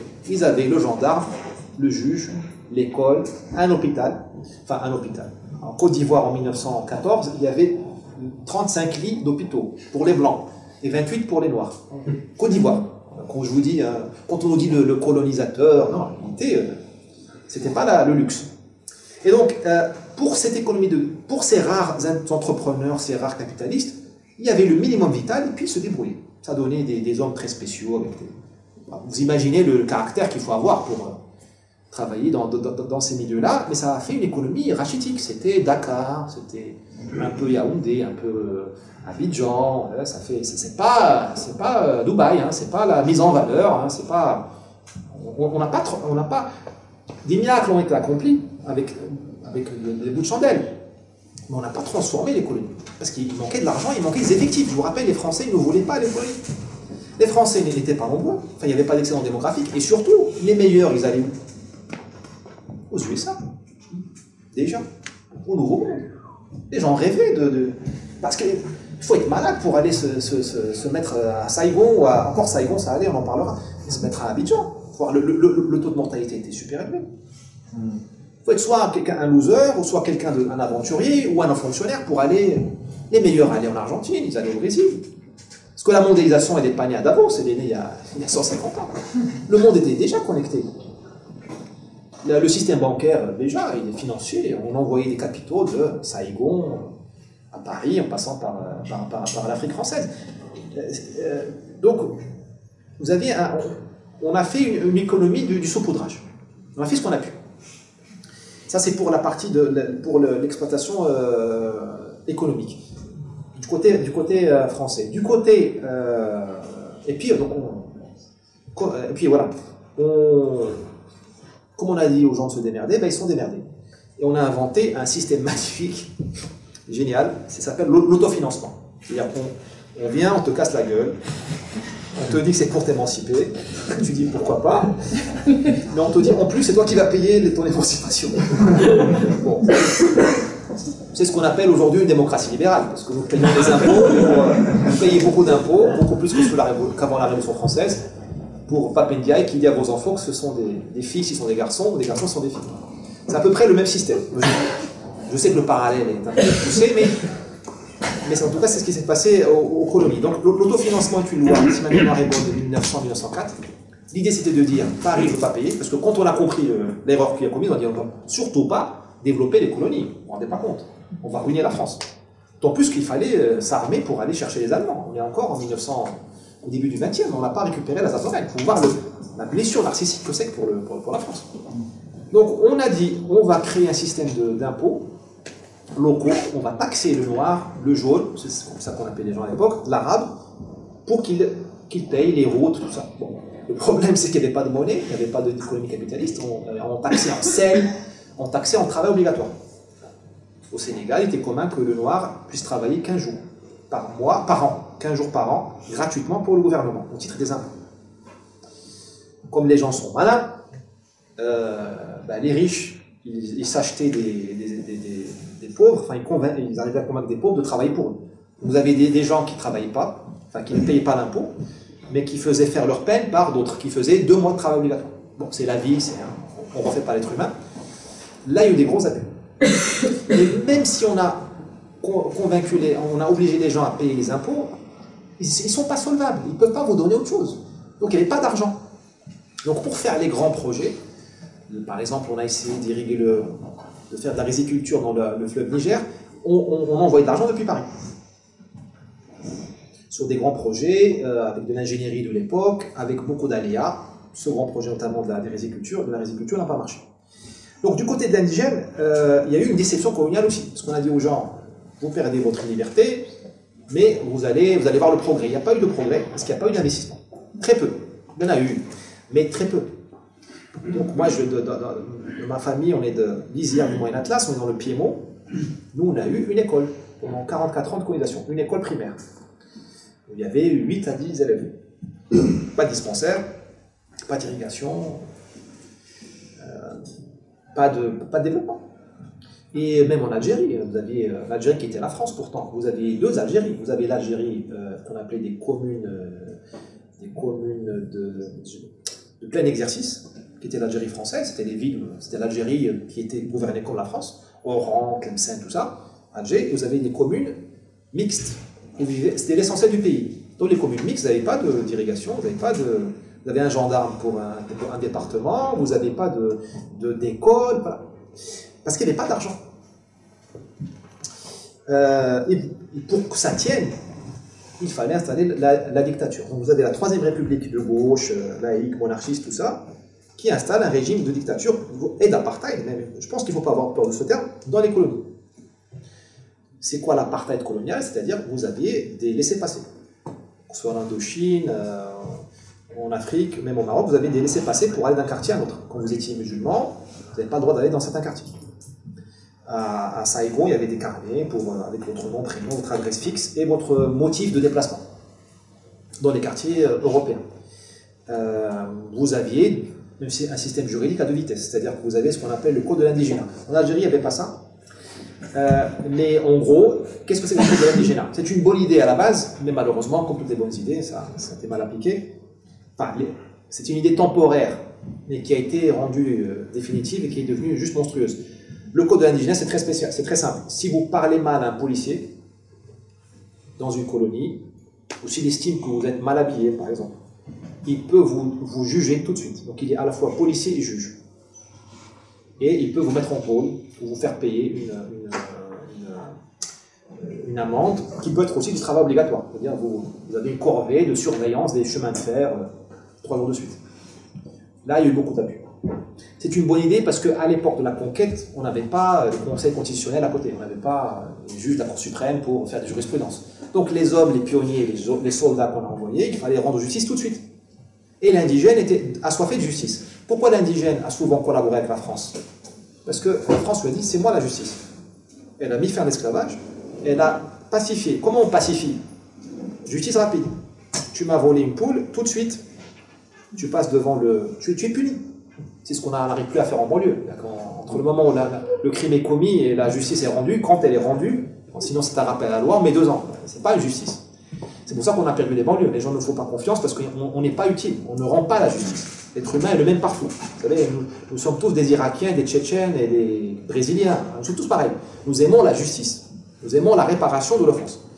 Donc, le système de l'indigénat est parti d'un bon sentiment. On a donné aux gens sur le terrain le droit, l'autonomie de rendre la justice tout de suite. Malheureusement, ça aurait dû être arrêté après la conquête.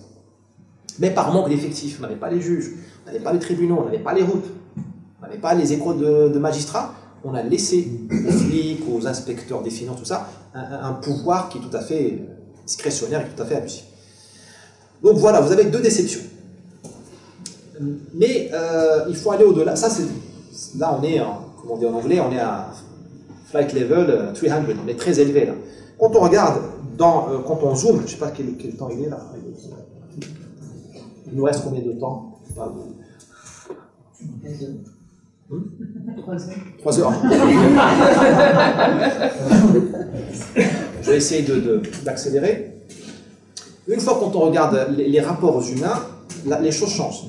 Vous avez un système colonial qui est profondément un système d'apartheid parce que si tu veux que je te domine, il faut que je arrive à te convaincre que tu es inférieur à moi. Parce que si on dit que je suis ton égal, ben pourquoi tu n'as pas le droit de mettre ton drapeau sur ta mairie? Pourquoi je peux te punir quand je veux? Pourquoi tu ne peux pas rentrer au club, au bar?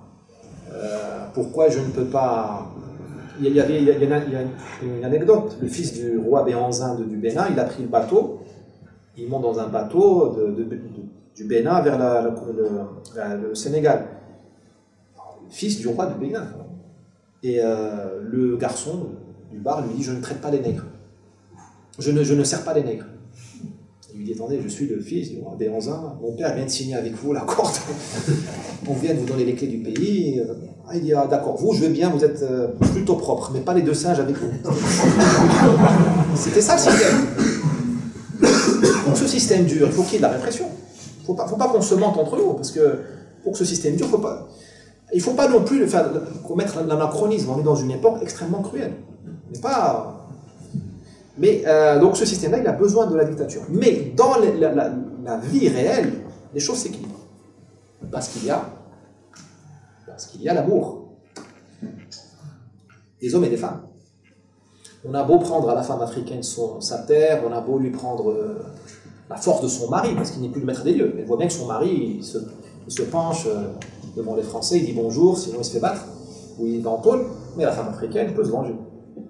C'est tout le mythe de la femme africaine, ce qu'on appelle la mousseau, la femme africaine qui vole le mari de la française, qui pratique la magie sur le petit fonctionnaire descendu des Vosges qui devient fou.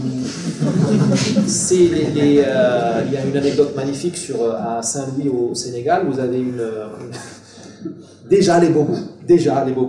Vous avez la femme d'un militaire qui dit: moi je vais vivre près des Noirs, je ne veux pas vivre parmi les Français, je vais vivre près de la mosquée. Donc elle loue dans un quartier, disons aujourd'hui, voilà, près de la mosquée noire, et donc elle connaît son voisinage. Et un jour, sa voisine lui dit: ah, je suis heureuse, ma fille va se marier. Elle a 12 ans, 14 ans, tu vois, ta fille va se marier. Avec qui? Il dit: je m'en fous, avec qui? Il m'a offert 10 vaches et 20 moutons. Il dit: comment? Il t'a acheté? Elle lui a dit: mais au moins, nous sommes tellement désirables que les hommes nous achètent. Vous les Français, c'est vous qui achetez les hommes. C'est vous qui donnez la dot. Bon, c'est ça la vengeance du faible, ce que j'appelle dans le livre les armes du faible. C'est l'imprévisible. La vie, c'est comme ça. La domination, elle peut être institutionnelle, mais dans la vie du quotidien, il y a toujours des occasions de rétablir un équilibre. Vous avez les maladies vénériennes. Combien de soldats français et militaires ont été mis KO par la maladie vénérienne? Je crois qu'en Indochine, c'était la première cause de l'invalidité. Devant les blessures par guérilla, il y avait la syphilis, qui faisait plus de mal à l'armée française que les guérilleros indochinois. D'ailleurs, c'est pour ça que j'adore, moi, on n'a rien trouvé, je le prouve, on n'a rien fait de mieux que la nature humaine. On se souvient exactement du jour et de l'heure où les 2 premières prostituées blanches sont arrivées à Saïgon. C'est un gros truc de fou. On n'a pas les statistiques des impôts, mais on a ça. On sait qu'elles sont roumaines, elles sont arrivées en 1864 ou 5, elles ont fait leur apparition en tel bar à 19h, on est infoutu d'avoir le budget de la mairie de Saïgon. Donc vous avez il y a eu toute une vengeance coloniale à Saïgon, à Hanoï, dans les lupanards et les bordels indochinois. Là, ça mérite un livre. Mais je suis marié, ma femme ne me laissera pas explorer ça. Mais combien de carrières ont été perdues là-dedans? Parce qu'il y a une tradition de bordel en Indochine très-française. Encore une fois, hein, ce n'était pas l'Éden.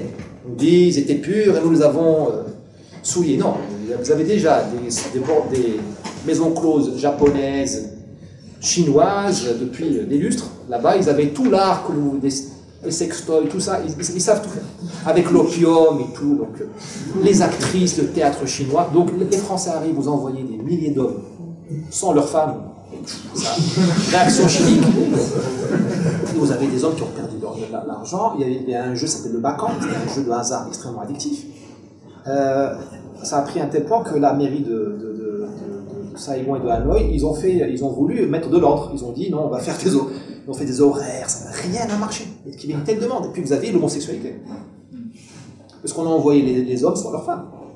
Donc vous avez eu des relations homosexuelles entre des officiers et ce qu'on appelle les boys. J'ai oublié le nom en langage. Comment on appelle ça? Catoy peut-être, ça m'a échappé.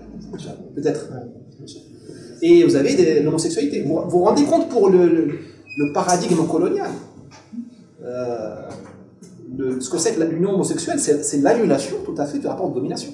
Il y a des écrits là-dessus, des marches lascives, des boys dans les rues de Saïgon le soir, il y avait des horaires, il y avait des signes qui ne trompent pas, tout ça, d'où le recours des militaires à des prostituées étrangères pour enlever ça. Vous avez tout au-delà du sexe, il y a tout un art du sabotage. Sabotage du matériel, sabotage de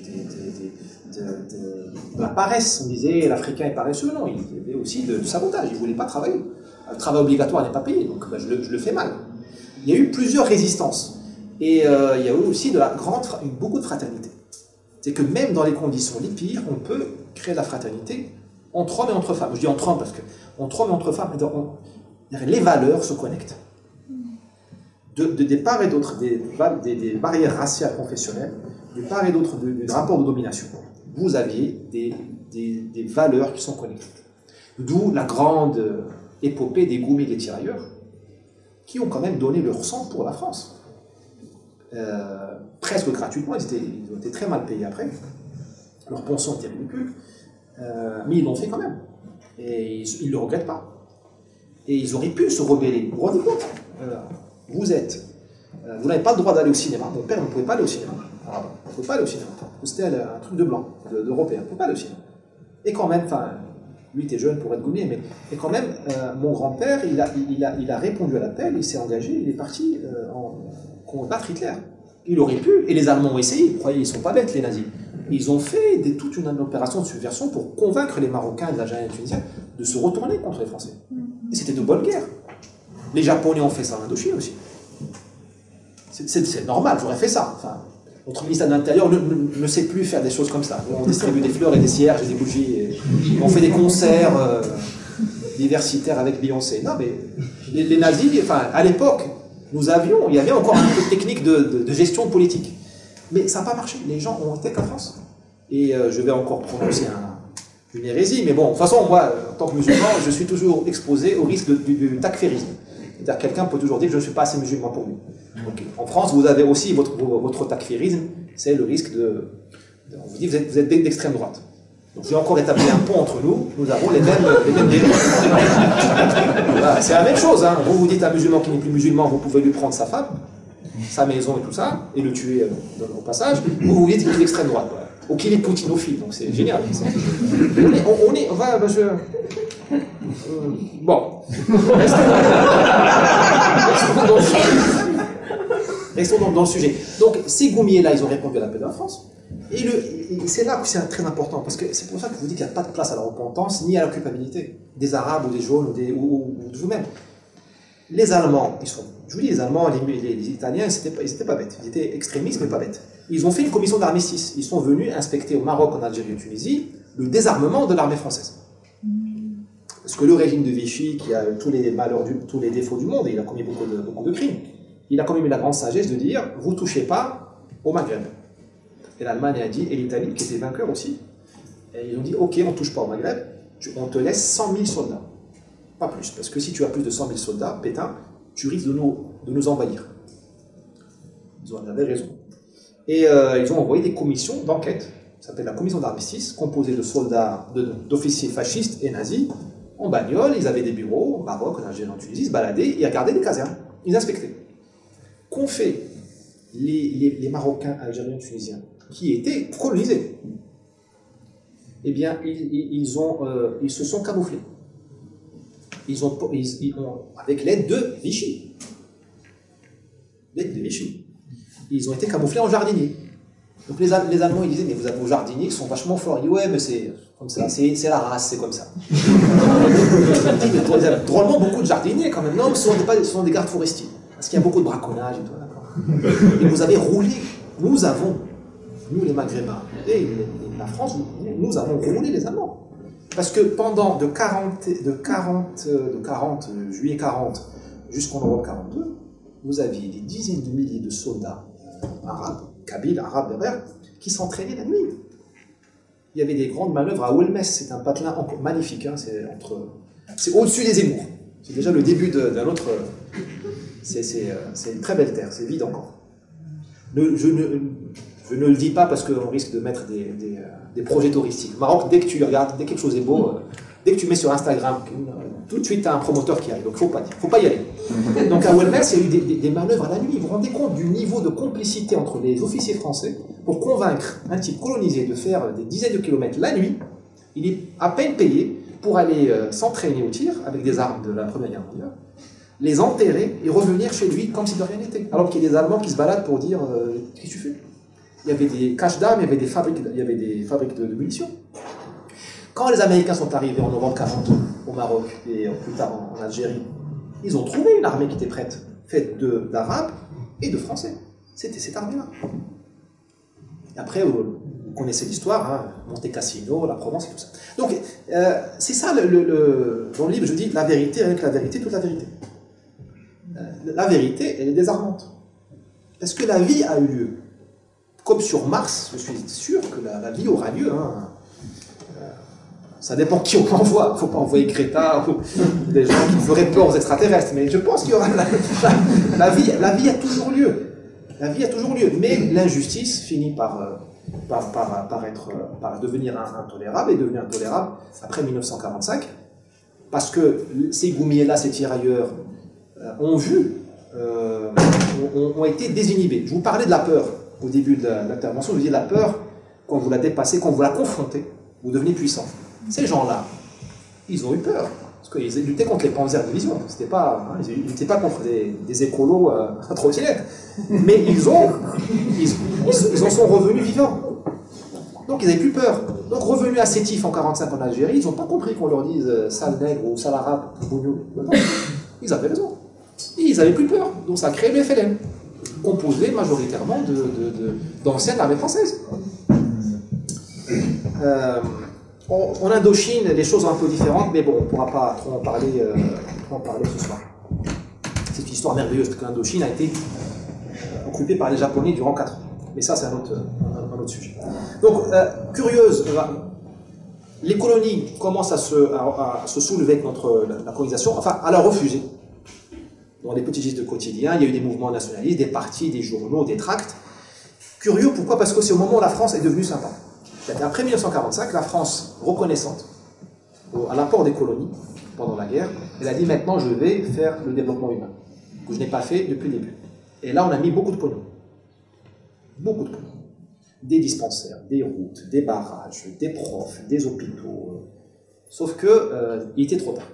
Trop tard pour 2 raisons, parce que ça coûtait très cher. Et la France devait en même temps se reconstruire. Donc il fallait reconstruire le Havre et Dunkerque, bombardés par nos amis américains, et en même temps, je viens de commettre une hérésie, et en même temps, les Américains, ouais, les Américains qui nous ont quand même libérés, mais ils ont quand même bombardé tout ça, j'essaie. Et il n'y avait pas d'argent, et puis vous avez déjà des élites au sud qui ne voulaient plus jouer le jeu du dominé. Ça a donné l'Algérie, tout ça. Je vais conclure pour dire, je pense qu'il faut qu'on arrive à la conclusion, c'est plus la France qui a libéré les colonies que les colonies qui sont libérées. Je garde toujours la surprise pour la fin. À part, très sincèrement, à part en Algérie, en Indochine, un peu au Cameroun, un tout petit peu à Madagascar, mais à part dans ces 3 points-là, Algérie, Indochine, Cameroun, c'est la France qui a dit je me casse, j'en peux plus, c'est trop cher. Trop cher. Bien sûr, les colons, les milieux policiers de Casablanca, les milieux militaires, les petits fonctionnaires de Dakar, ils ne voulaient pas de ça. Ils ne voulaient pas, évidemment, de la fin de la colonisation. Et il ne faut pas leur en vouloir. Imaginez, vous naissez à Rabat en 1920. Vous avez 36 ans en 1956. Des enfants, et on vous dit c'est pas votre pays. On vous dit cassez-vous. C'est vrai, vous ne voulez pas d'indépendance du Maroc, ça je l'admets. Mais la France officielle, Paris, voulait se débarrasser des colonies. Il y a eu des frictions, mais globalement, la décolonisation était globalement pacifique. Au Maroc, ça s'est plutôt bien passé. En Tunisie, comme une lettre à la poste, et il y a eu des morts, mais vraiment dans des petites proportions. En Afrique, la plupart des pays africains ne voulaient pas être libérés. D'où la naissance de la France-Afrique. Un deal a été proposé. Il leur a dit, on part, mais on laisse les paras. On part, on laisse, notre gouverneur va devenir un ambassadeur de France, tout puissant.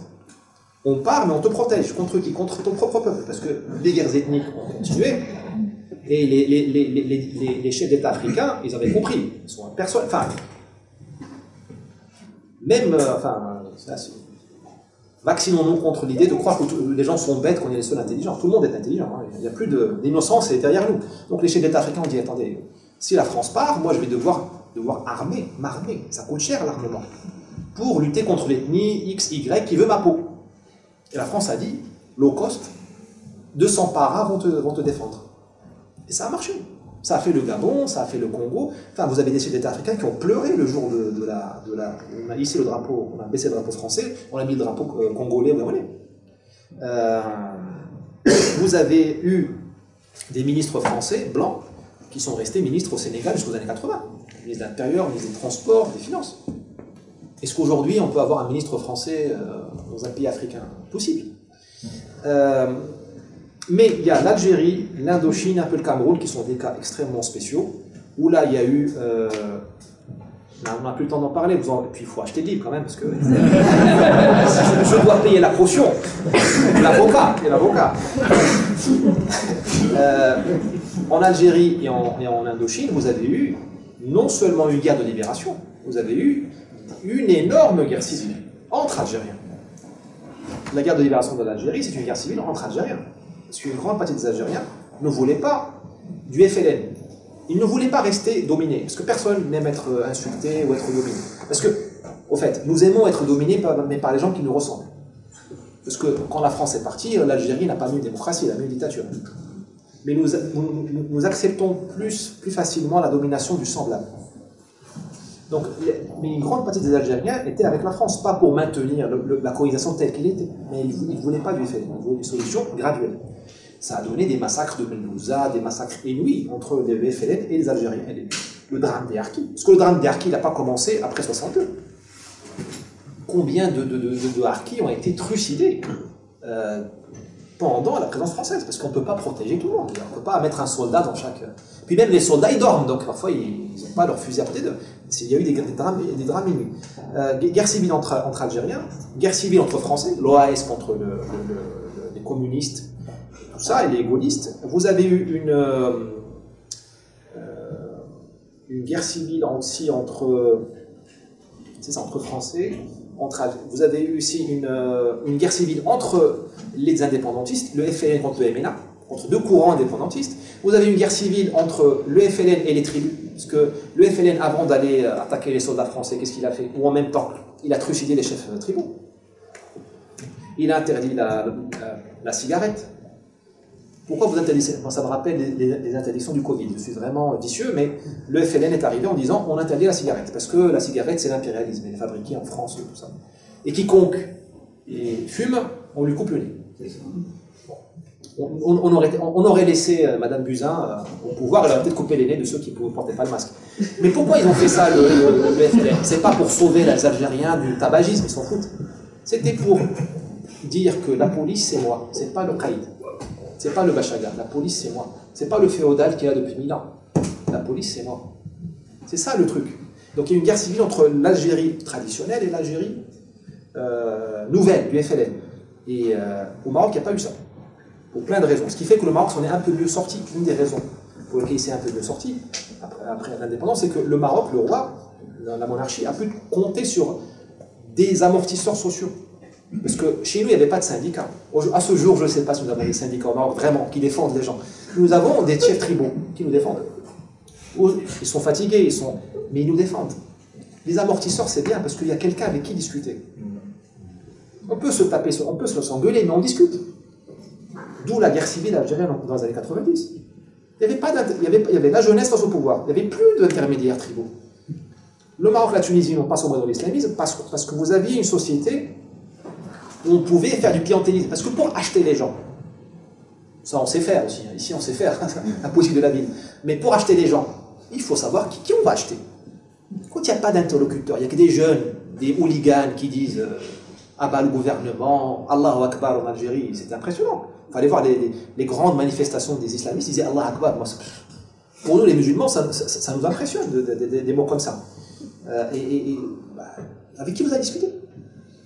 Voilà, donc Algérie spéciale, Indochine aussi, guerre civile, entre Indochinois, parce qu'il n'y avait pas la France contre les Indochinois, il y avait le Baodaï, souverain, aidé par la France, mais qui était déjà indépendant, contre Ho Chi Minh.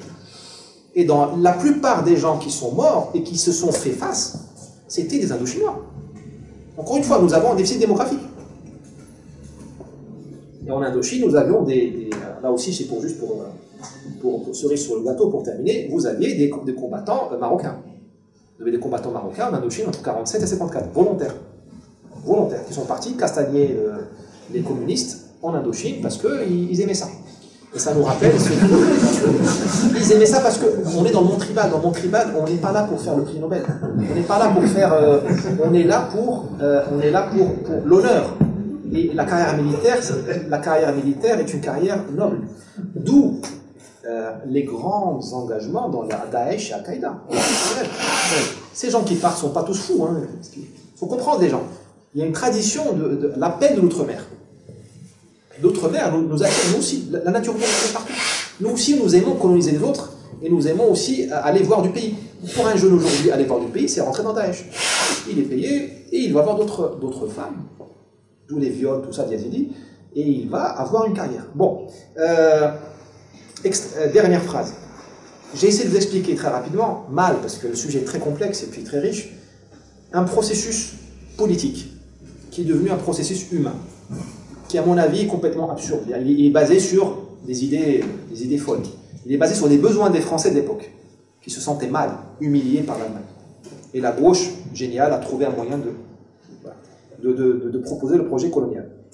Des gens intelligents ont marché là-dedans, des Lyoté, des Feder, d'autres, et des gens qui bouffent à tous les râteliers ont marché. Tous les lobbies, journalistes, géographes, tout ça. Eh bien, aujourd'hui, nous vivons ça. Nous sommes passés du mythe colonial au mythe multiculturel. Nous sommes dans le même processus. Et c'est une note d'espoir. Un jour, ce processus-là va se fatiguer. On va vous trouver autre chose. On va vous dire, non, oubliez la diversité, on va aller peupler la Lune, ou je ne sais quoi. C'est une école, la colonisation. C'est une école de ce que c'est que la politique et de l'irrationnel dans la politique, dans les affaires humaines. La bêtise, l'imprévisible, les idées un peu folles ont tout un potentiel de prendre forme et de changer le monde.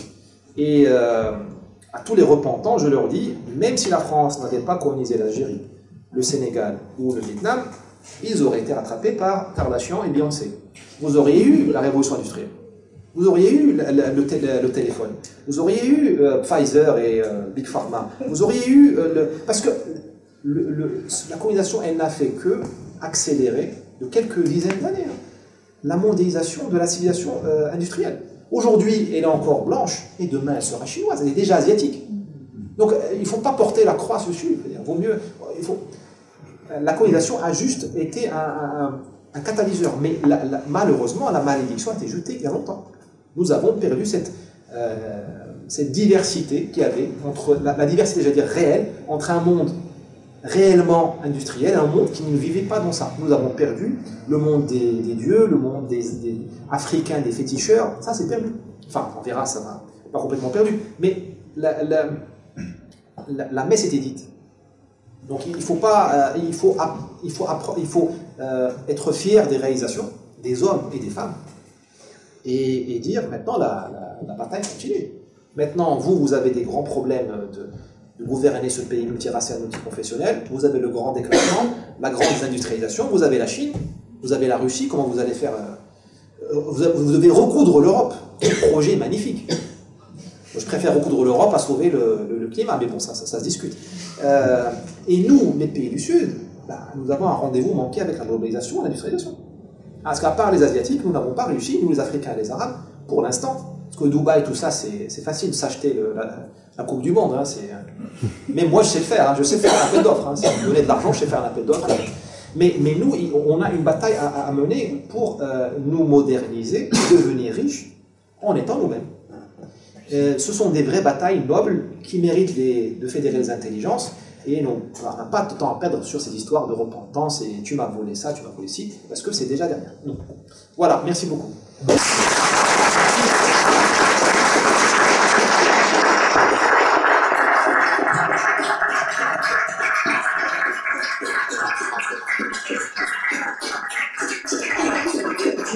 Il est courageux, il est urticant. Et c'est pour ça d'ailleurs que je l'ai laissé aller un peu plus loin en termes de tranche horaire que nos conférenciers habituels. Donc malheureusement, ça va se payer pour vous les questions. C'est dommage, mais c'est comme ça. Mais pas totalement annihilé, je vous rassure. Juste, je vous donne deux petits éléments de culture générale sur ce sujet pour vous faire un peu cogiter. Un de mes très bons amis politologues avec qui je prenais le café il y a quelques heures me rappelait que Maître Abdoulaye Wade, vous voyez qui c'est, l'un des hommes forts de la décolonisation, enfin de la post-décolonisation. Maître Wade au sommet d'Urban, vous vous rappelez du sommet d'Urban sur le racisme, etc. Il avait eu une parole qui, sans doute, n'a pas été extraordinairement commentée. Il a dit, bon, la repentance c'est très bien, mais moi je suis un aristocrate dans mon pays, ma famille a des milliers d'esclaves sur la conscience, donc si on pouvait passer un peu vite le sujet. Non mais, vous voyez, c'est pas pour relativiser, c'est pour dire que, prenez le cas de l'esclavage qui est un sujet extraordinairement douloureux, c'est une accumulation primaire du capital, toutes les civilisations l'ont fait. Vous savez combien il y a d'esclaves aujourd'hui? D'après les chiffres ONU, 200 millions. C'est-à-dire plus qu'il n'y en a jamais eu. Mais ça, tout le monde s'en fout, parce qu'il n'y a pas de rente, il n'y a pas de rente de situation de pays des esclaves. Le problème, c'est que l'esclavage, tout le monde l'a fait. Oui, c'est horrible. Le problème, c'est que c'est une accumulation primaire du capital. Pourquoi? Parce qu'une accumulation primaire, c'est du travail gratuit. Qui dit travail gratuit, dit travail servile. Point. Ça ne justifie rien, mais on l'a tous fait. C'est horrible, mais c'est comme ça. Autre chose, pour vous dire qu'il n'est pas allé si loin que ça quand il vous a parlé entre autres de l'État islamique. Régis Debray, pour moi l'un des grands penseurs français de ce siècle, et qui a été le conseiller militaire, malheureux certes, mais un des conseillers militaires de Che Guevara. Comme lui, il n'est pas allé faire la révolution à Miami, contrairement aux 2/3 de l'état-major de mai 68, hein, ce qui est une prise de risque en termes de maladie vénérienne. Et et on l'a interrogé sur justement ces jeunes qui partent dans l'État islamique. Je vous rappelle que les 2 premiers contingents européens sont d'abord l'entité kosovarde en rapport de sa population, et le deuxième, vous vous rappelez? La Belgique. Et Debray a eu cette phrase que je trouve très belle, s'ils prennent leur risque jusqu'au bout, alors oui. Parce que beaucoup de ces jeunes, certains sont fanatisés, mais d'autres, il y a 40 ans, seraient allés en Bolivie, seraient allés aux côtés du Che. Encore une génération et demie avant, ils seraient peut-être allés dans les brigades internationales de la guerre d'Espagne, des 2 côtés. Je vous rappelle qu'il y a aussi des brigades internationales sous Franco, pro-Franco. Donc, et c'est ça que j'aime beaucoup dans l'intelligence de situation que tu as mis dans ce livre et que tu mets dans tes écrits. C'est que toi, tu pars de la nature humaine, de ce qu'on appelait l'homme situé dans le temps. C'est-à-dire, c'est pour ça d'ailleurs que tu auras tous les procès en droit de l'homisme. Et malheureusement, ni ta confession, ni ton origine ne t'en sauveront. Aujourd'hui, on fait cotiser tout le monde. Tu comprends, la caisse est vide. Donc voilà. Question. Voilà. Et après, sur un truc Xavier, et ensuite on prend un. J'ai une double question d'histoire et de mémoire. La première, c'est donc sur le rapport, c'est un débat qu'il y a souvent en historiographie sur la contrainte au consentement. C'était appliqué à la fin de la guerre mondiale. Là, vous avez parlé des boules, du coup, c'est que c'était rallié directement rapidement avec les Français. Vous avez donné plusieurs arguments pour montrer qu'il y avait un intérêt, on va dire, pour eux de le faire, comme la justice, le fait de pouvoir se venger sur les autres, etc. Mais est-ce qu'il n'y avait pas quand même un aspect de contrainte qui était physique, qui était réel, par définition de contrainte? Bien sûr. Logiquement, c'est extérieur. Et donc, comment juger un peu du degré de contrainte et de consentement dans le choix de ces gens-là? Et ensuite, la question de mémoire qui est liée, parce que l'histoire s'écrit au présent. Comment, quand on est justement un jeune Marocain, un jeune Algérien qui est baigné dans cet univers, on va dire, de la repentance, tout ça, on ne peut pas considérer ces gens-là comme des traîtres ou des collabos. C'est un peu le pendant qu'on pourrait avoir. S'ils ont justement s'ils n'ont pas été contraints et qu'on fait le choix plutôt du consentement, comme vous faites plutôt allusion, comment ne pas les considérer comme des collabos? Bien sûr. Contrainte, non, dans le cas des goumis et des tirailleurs. Sinon, il y aurait eu beaucoup de désertions. Il n'y a pas eu beaucoup de désertions. Puis on a refusé. Et puis là, on a une grosse étude universitaire qui vient de sortir sur le cas des tirailleurs. On a refusé du monde. On a refusé, ouais. Parce que aussi, il y a une fierté guerrière aussi quand même dans ces populations. On a refusé du monde, c'est un état de fait. Et puis ils ont trouvé dans l'armée un safe space, une bulle plus douce que la colonisation. L'armée était plus respectueuse des différences religieuses, notamment, que dans l'armée, que dans le monde civil. Puis c'était un endroit de socialisation. Donc pour les Algériens, l'Algérie est née aussi dans l'armée, parce que c'est pour la première fois qu'un Kabyle pouvait côtoyer dans un dortoir un gars de Tlemcen, d'Oran. Avant, on ne voyageait pas. À cause de la sécurité, les barrières tribales et tout ça. Il y a eu de la contrainte dans le travail obligatoire pendant la Première Guerre mondiale. Un grand délire, mais on n'a pas pu en parler ici, on avait besoin de porteurs. Parce qu'on faisait la guerre aux Allemands au Cameroun. Nous, les Français et les Anglais. Et il n'y avait pas de route, pas de voiture, on est en 14, 16, tout ça. Et donc on a eu l'idée, j'adore, enfin c'est comme ça, il ne faut pas juger, mais des aristocrates, des bureaucrates ont dit on va prendre des porteurs. Donc toutes les tribus autour de la route, on les a obligés à devenir porteurs, les hommes. Et porter 50 kilos. Donc on démontait des bateaux, on les mettait sur la tête des gens, et puis 30, 50, André Gide en parle très bien, voyage au Congo, je crois, en Afrique. Et là, il y a eu beaucoup de désertions.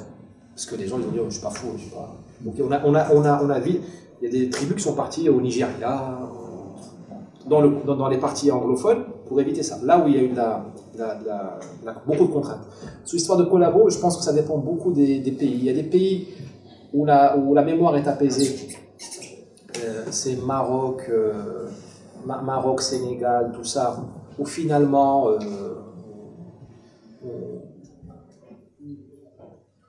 on critique la France parce qu'elle n'a pas payé les pensions. Là, c'est horrible, c'est honteux ce qui a été fait. Hein. C'est honteux. Pour des soldats, dire à quelqu'un, enfin, c'est la gauche et la droite pour le coup. Hein, mais en Algérie, effectivement, il y a tout un. Mais même si cette affaire-là, on ne critique pas tant en Algérie, on ne critique pas les soldats qui ont travaillé avec l'armée française. Pourquoi? Parce qu'ils gouvernent l'Algérie. Parce que ceux qui ont combattu la France en Algérie, ils sont morts. La France a gagné la guerre d'Algérie. Ceux qui ont pris le pouvoir, ce sont ceux qui étaient au Maroc et en Tunisie, qu'on appelait l'équipe d'Oujda, Bouteflika, tout ça, Boumdienne, et ceux qui étaient en Tunisie. Eux, c'était des soldats de la première heure, mais personne n'est bête. Ils avaient besoin de cadres pour gérer l'armée. Où étaient les cadres? C'était les musulmans de l'armée française, qui ont déserté en 60-61, quand ils ont compris que De Gaulle voulait partir, quitter l'Algérie, et ils ont formé le gros des cadres de l'armée algérienne, et d'ailleurs l'armée algérienne, et c'est dans le livre de Pierre Vermeuren qui vient de sortir, sur l'Algérie contemporaine, l'armée algérienne, elle a émulé le fonctionnement de l'armée française, avec les bataillons, le premier bureau, le deuxième bureau. C'est une réplique. Là aussi, je vous dis, au début, j'ai dit, vous avez projeté votre puissance, et il en est resté quelque chose chez nous. En Algérie, l'armée algérienne, c'est la réplique de l'armée française. Avec les mêmes, même les codes radio, tout ça, mais ça n'empêche pas qu'on s'engueule, parce qu'il faut bien... Voilà, c'est la rente de situation, parce que si... c'est comme ça. Et puis, il y a une fraternité aussi, malgré tout, et entre frères, on peut se faire très mal. Frère, vous voyez, il y a une fraternité idéologique intellectuelle, même si on est FLN, tout ça, c'est tous des jacobins. Au fond, vous avez exporté, enfin pas vous, vous avez exporté le jacobinisme, qui n'est pas forcément une très belle invention. Mais l'Algérie, jacobine, c'est ultra centralisé, on dirait que c'est des sans-culottes qui ont fait la révolution.